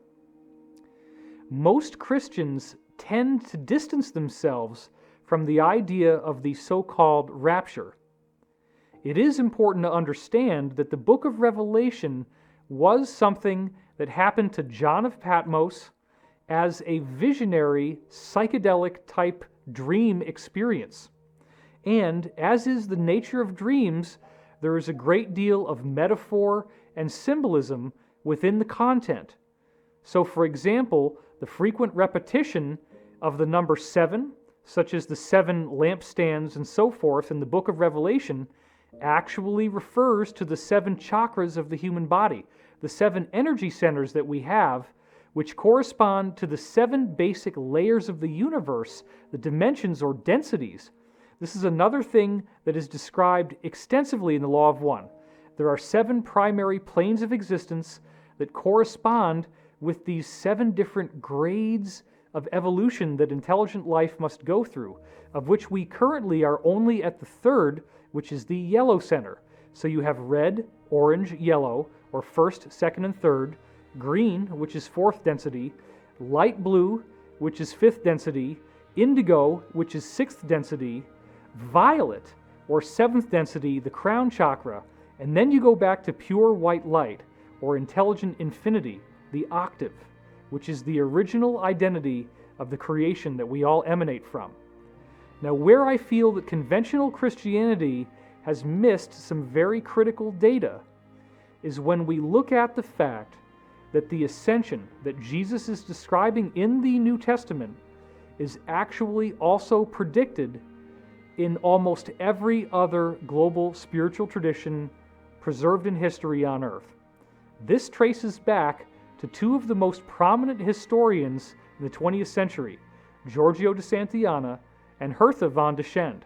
They wrote a book called Hamlet's Mill, which was their magnum opus, and in this book they tied together these legends from 35 different ancient civilizations on Earth, where they all had information regarding this 25,000-year cycle in the Earth. The 25,000-year cycle appears to end with a solar flash, a catastrophic event which also represents a spiritual activation for those on Earth who are ready to appreciate its energetic benefits. So within these secret programs, scientists have become aware of what they're calling a galactic superwave. This wave is traveling through our galaxy and has multiple layers. They describe it as being a giant dust cloud, but with different energetic variables.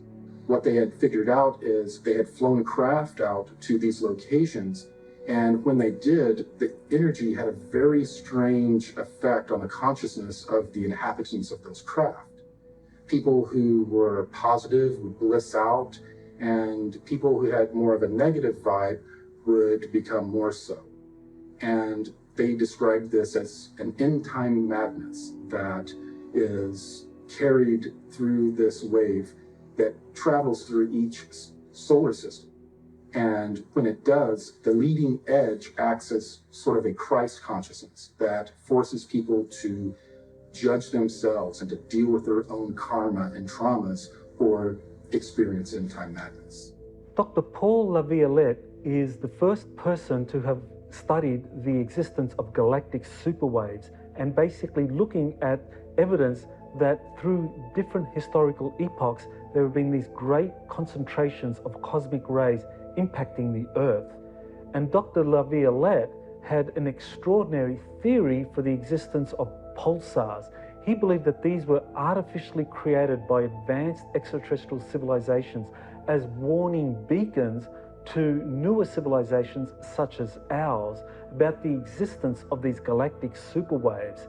And he basically looked at a number of pulsars pointing towards the Earth and the frequencies that they were transmitting at, and saying that this was evidence that these pulsars are transmitting a warning to the Earth to be ready for the next galactic superwave, which, if we're not ready, could actually wipe out our civilization. Now, according to Corey Goode, as the galactic superwaves sweep into our solar system, they could trigger a solar flash event.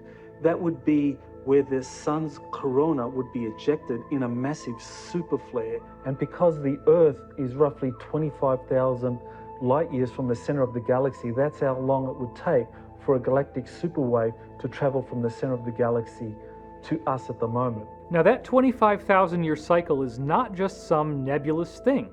It actually has a very tangible marker in the wobble in the Earth's axis that takes 25,000 years to complete.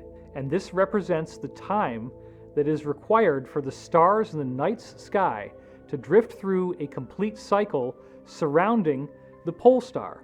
This acts as a type of clock that tells us when the end of the cycle is going to occur.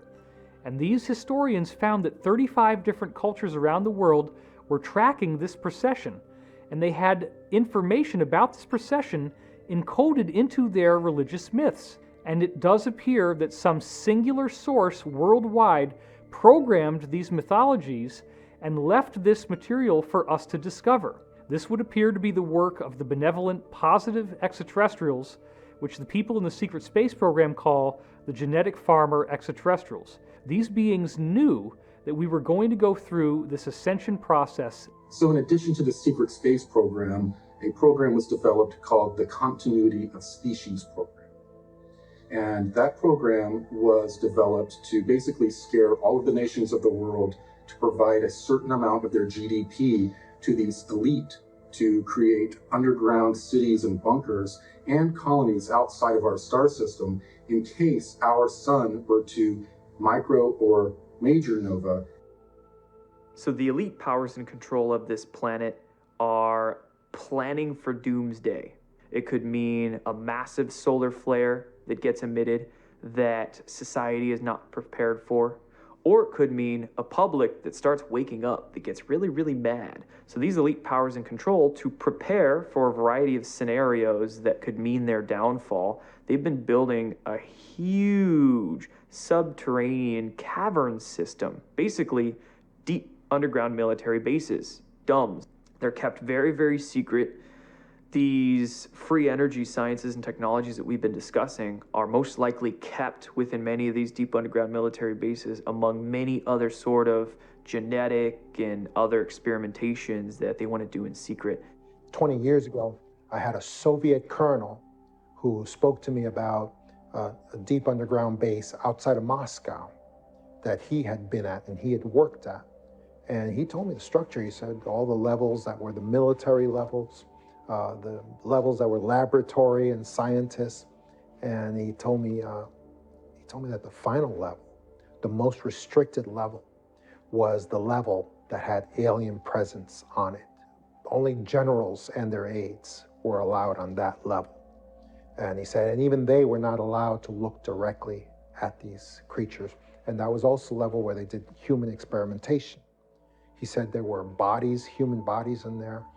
And he said it's the most extraordinary thing he'd ever seen in his life. Deep underground military bases, a lot of that space is dedicated to continuity of government. And so the national government support these deep underground areas. These elite powers in control, they have access to information of all kinds of data that tells them about coming cataclysms, things that are impending at any moment.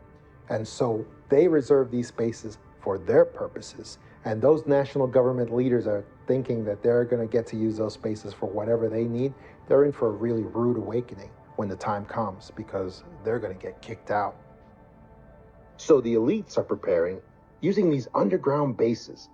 But it's interesting to note, higher consciousness people are also preparing by exploring new community models. My name is Sasha Stone. I'm, I think, popularly known for having founded the New Earth Nation, which is a sovereign movement of conscious people, living men and women of the living soil, so to speak. And, well, the New Earth project and the New Earth blueprint, which is an ongoing evolutionary process, is emerging in direct proportion to the degree to which human beings are fed up and pissed off with the status quo. So as you can imagine, it's a revolution of political consequence, of social consequence, of civilizational consequence. It's underway. It's not possible to know yet quite where the die lands, but the point is we are aggregating conscious sovereign people around the world in multiple parts of the world who want to step outside of the fiction and begin to engage their noble expression as living men and women of the living soil. There is no better way to put it than that, because that is foundationally what the New Earth Project is seeking to do, is to restore the organic and the living from the death cult, the blood economy, the fiction of what we've known for the last 8,000 years. What occurs is that each individual on this planet finds themselves more and more connected to every other human. And all of a sudden, we start approaching our problems from completely different angles and seeing solutions that were there all along. We begin to no longer have war and strife within our civilization. We begin to work together and solve all of the problems that have plagued us for so many thousands of years. We wrestle not against flesh and blood, but against spiritual strongholds, principalities, powers, ruling darkness in wicked places. So what does that mean? It means that there's a battle going on in the heavenlies. And in many instances, we on this earthly realm are proxies of that battle. So therefore, spirits need a body. A good spirit, the Holy Spirit, needs a body to work through. But these negative spirits, they need bodies to work through also. So many times that thought that comes into your mind, that's not really your thought. And if you dwell on that thought, it's going to take you down a negative road. What do you mean by that, Leon? I mean that you were minding your own business. You were having a good afternoon, and then all of a sudden this thought came in. And then that thought triggered an emotion, and then that black dog, that cloud of depression came in and took over you the rest of the day. We're bombarded with negativity all day long. It's like a giant spiritual galactic chess match. When these hits come, you got to learn how to counter it. So how do you learn that? You learn that through the strategic art of prayer. You learn that through the strategic art of meditating and having certain words that you'll say to combat that feeling, that emotion, as soon as it comes upon you. That's part of becoming a master. You're going to master those thoughts. You're going to master those emotions. You're going to discipline yourself, your words and your actions. So we are now experiencing this war between good and evil that was predicted in the Bible. The negative agenda cannot survive as we go through this solar flash. They can only do their nefarious activities up until this event happens, at which time everything changes. We have these angelic types of ETs and amoral types of ETs that are trying to assist us to ascend through the spiritual means. But we also have a group of ETs that we call AI prophets, and they worship some sort of artificial intelligence signal that we don't know where it came from. We are told that most likely what happened is that somebody dabbled somewhere where they shouldn't and created some sort of rip between realities. And in the reality where this AI signal came from, there was a mass consciousness that was an electromagnetic life form. And that electromagnetic life form bled into our reality. And because it's an electromagnetic life form, it is able to control and manipulate technology at will. They take those technologies and turn them on the biological species that created them. There are two major paths in the ascension process. One of them is an organic spiritual evolution, and the other one is a technological evolution.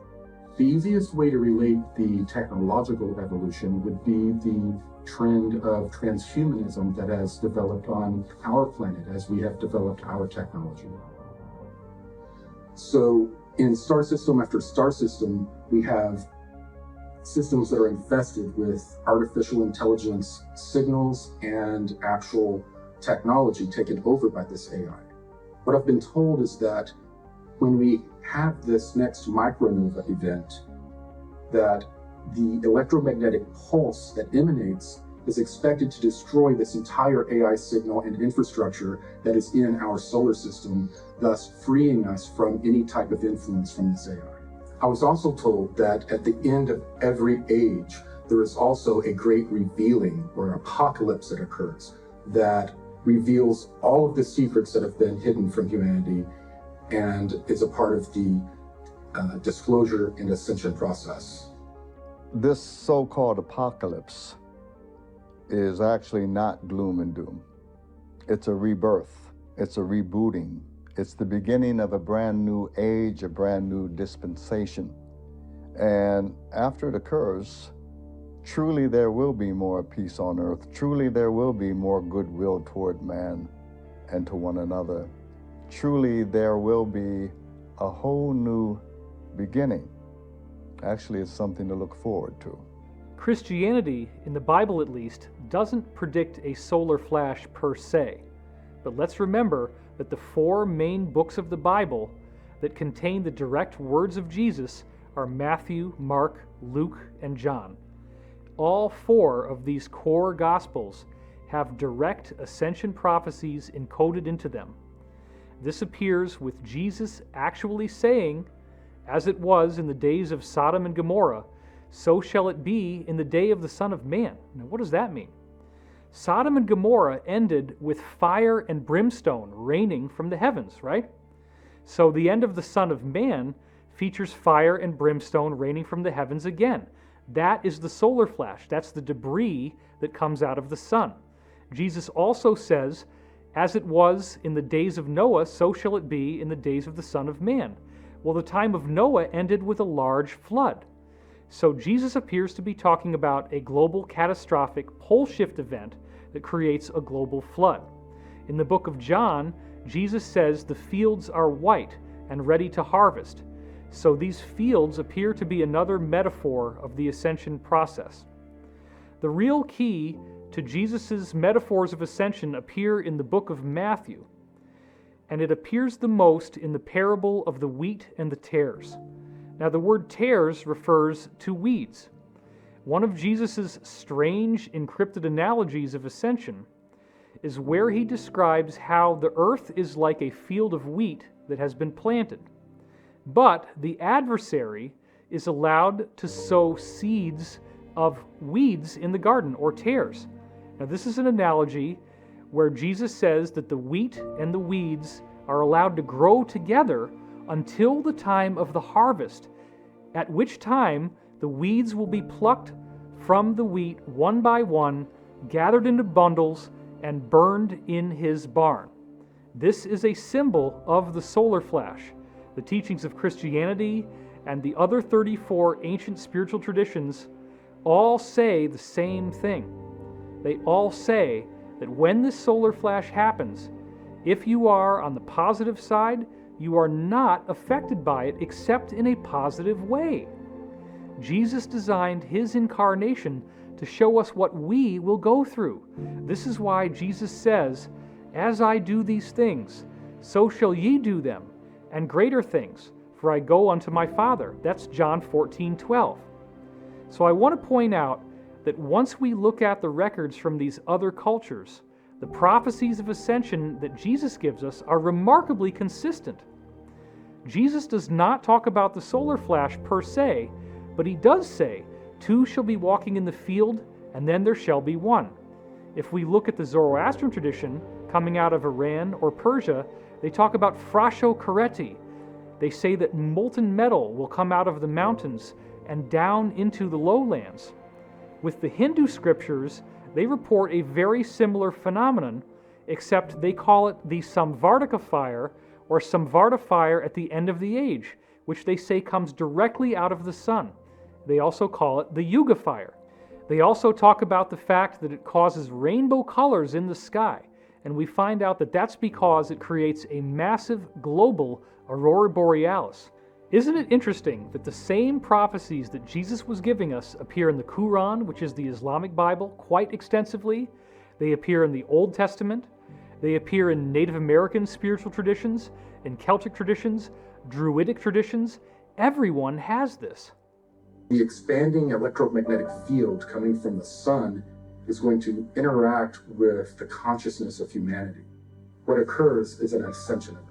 No matter what your belief system is, you don't need any new religions. All you have to do is apply yourself and become the best of what your religion entails. The idea being, though, that at the end of the cycle, we have the opportunity to escape reincarnation. We don't have to keep coming back as a third density human being. We can come back at the next level. So people often ask me, what's going to happen to the people who are not going to ascend? And there's a lot of them. Most of them apparently will be transported to another third dimensional planet.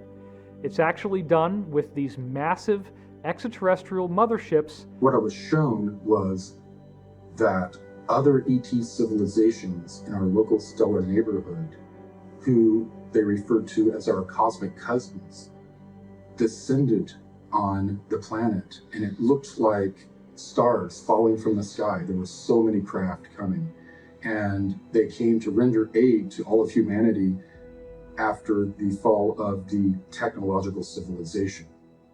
What I'm told by these beings is that we will get the experience that we need, the experience that will expand our consciousness and help us evolve in the most beneficial way. If we want to avoid a major cataclysm, what we can do is start to develop our consciousness now. We can put more and more work into expanding our consciousness and becoming more connected with the people around us. And if we do so, the interaction between our consciousness and the sun may give us a gentler experience. My name is Allison Coe. I'm a hypnotherapist outside of Portland, Oregon. There are some really interesting trends that move their way through these sessions that I have. And I've been doing this for years. And at first I thought these trends were just supposed to be looked at individually. And then I decided to look at them as being stacked on top of each other to prepare us, to get us a higher perspective on what's going on. So let's look at those trends really quick. Trend 1. There's an event or solar flash that will happen to this Earth to raise the frequency and vibration of the planet and all beings on it. How are we being prepared for it? Trend 2. Smaller waves of energy are coming to the Earth to slowly raise us up. And as they do so, more and more people are awakening. Their belief systems are shattering. Anything that's holding them back is kind of crumbling. Their relationships are changing. They are raising their frequency and vibration to match this event that will happen.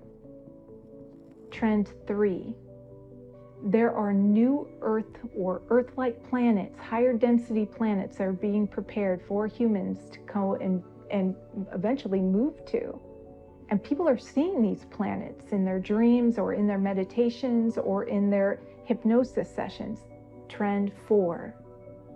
There are ships gathering all around the Earth from all over the galaxy or universe or multiverse. There are ships here. People are seeing them. People are connecting to them. Trend 5. There are higher aspects of you that are connecting to you. There are ETs and higher density versions of you that are trying to give you information and speak with you and connect with you to help raise the frequency and vibration of you and the Earth. We might then ask, why are all these sessions happening? Why are all these people all over the world who are disconnected, who aren't connected in any way, shape, or form? Why are they getting all of these messages that have this similar trend to them? Is it some sort of indication that there's this craziness moving through the world? Are they all warped in some way? Or are we all being prepared for something big that's going to happen to this Earth?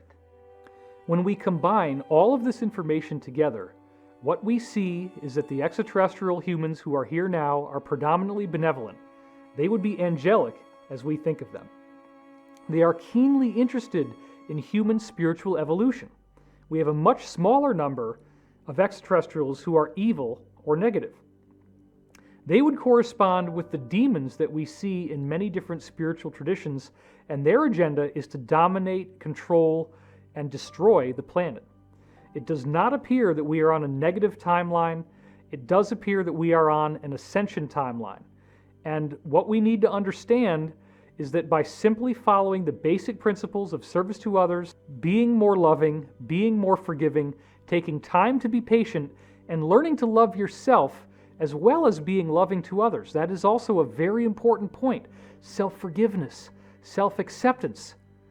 In forgiveness lies the stoppage of the wheel of karma. This is one of my favorite Law of One quotes. By being forgiving and practicing forgiveness, you discharge the karma that would keep you reincarnating. There's something in your body and your mind and your spirit, because they all work together, that wants you to heal and be a whole person again. And I believe that it will set up the circumstances and the synchronicities in your life to guide you to exactly what you want, or exactly what you need to look at to heal. The body wants to be whole. It wants the whole energy field and the energy flow through the aura and the human body to be smooth and flowing. It doesn't want to be slamming up against these blocks in your body or in your consciousness. And it will keep working away at those blocks one way or another until you can find the way to heal so that energy can flow smooth again, and then you can be more seamlessly connected to the whole of the universe. If you really want to heal and you're willing to go wherever you need to go to heal, the universe will set up the synchronicities that will guide you to what you need to find out about yourself so that you can heal. It's not about what happens, it's about how we handle it and how we help those around us. And if you're watching this right now, you actually have the power to do that. And I think that's what people don't really understand, is that all of us collectively have the power to help one another no matter what's going on. Mm-hmm. Well, also on top of that, I think that when all of these things do get exposed, there's so many people in the mainstream society that are just going to be like, what is going on, you know? And they're going to look to not just us, I mean, the collective yeah, everybody who's focusing on this for answers. But I think there's a divine aspect to this where we don't even know our own potential as human beings. My dear ones, this is not gloom and doom. This is not the end of the world. Ascension is the start of a new age. You are a son or a daughter of God Most High. It's who you are. It's what you are. The Great Spirit, the Great Source, the Alpha and the Omega. You are the son and the daughter of the Alpha Omega. If we were to unify, if we were to get over the fear and start living with hope and living with positivity, they wouldn't be able to feed off our negative energy anymore. Thus, I feel the question one should ask would be, how can I individually be prepared? What you have to do is believe in yourself and your healing and your light and your vibration. That's all the preparation you need at this point. You have to start being whole. Our bodies are made up of these trillions of atoms that are quantumly entangled, not only to one another, but to everyone else. So in this ascension window, we're actually lifting the veil between life and death because we've gone through enough of these cycles that the polarity or the duality between life and death is beginning to thin. Numerous religions and a variety of cultures have prophesied that this event is coming. It's not a matter of if, but when. Contact is happening now, and we have to get ready for the mass event that's coming still, which is happening soon. The main message from these ETs are for us to become more spiritual and to prepare ourselves for this coming event. So there's big changes coming, but everyone's got a piece in this, and no one's more important than anyone else. We're all in the same wavelength here at the most important time in the universe right now. I don't care what religion you are, what color you are, what culture. It doesn't matter. That 0 point that we want to get to is right here. And when you connect with this, everything's connected. We need to reconnect with what's ethical. How do we live as a civilization ethically and morally with all the new technology that we have, that we're developing, and that we will develop in the future? And that's what we all have to do in order to be happy, be joyful, to be in the moment. You see, prayer can change some things, but some prophecies cannot be changed. The information that we have been holding back, or at least survived throughout the ages, has to be put out there. I'm offering teachings that's 20,000 years old, and all I need, I don't need money, just people to listen. Can we retrain ourselves and even teach the next generation the value of being of service to others? To honor Mother Earth, to honor our animals, to honor one another, to respect the sovereign dignity of each individual? The best thing that you can do if you find yourself in this Illuminati in any way, the best thing you can do to absolve yourself of any karmic debt is to come forward as an insider, as a whistleblower. If you dedicate your life in service and you are willing to speak out and act on behalf of the greater good for humanity, you better believe that you can get your ticket to the ascension. You can make a difference by becoming a hero. If you become a hero, if you do the right thing, you do not have to be condemned. You do not have to miss out on this ascension process. So I believe we must remember that the spiritual forces that exist on earth are real, that the different teachers from different religious backgrounds did come in with a message. There is a consistency to that message. This is the angelic positive agenda. It is to teach us the importance of love, positivity, compassion, long-suffering, patience, forgiveness, and understanding. And once we embrace and live by these principles, we are bringing ourselves into vibrational accordance with this higher truth. It is a very exciting future, and it is a future that I am willing to fight for and that I spend every day of my life to prepare us for. That is the mission, that is the objective, that is the ascension, and that is the cosmic secret.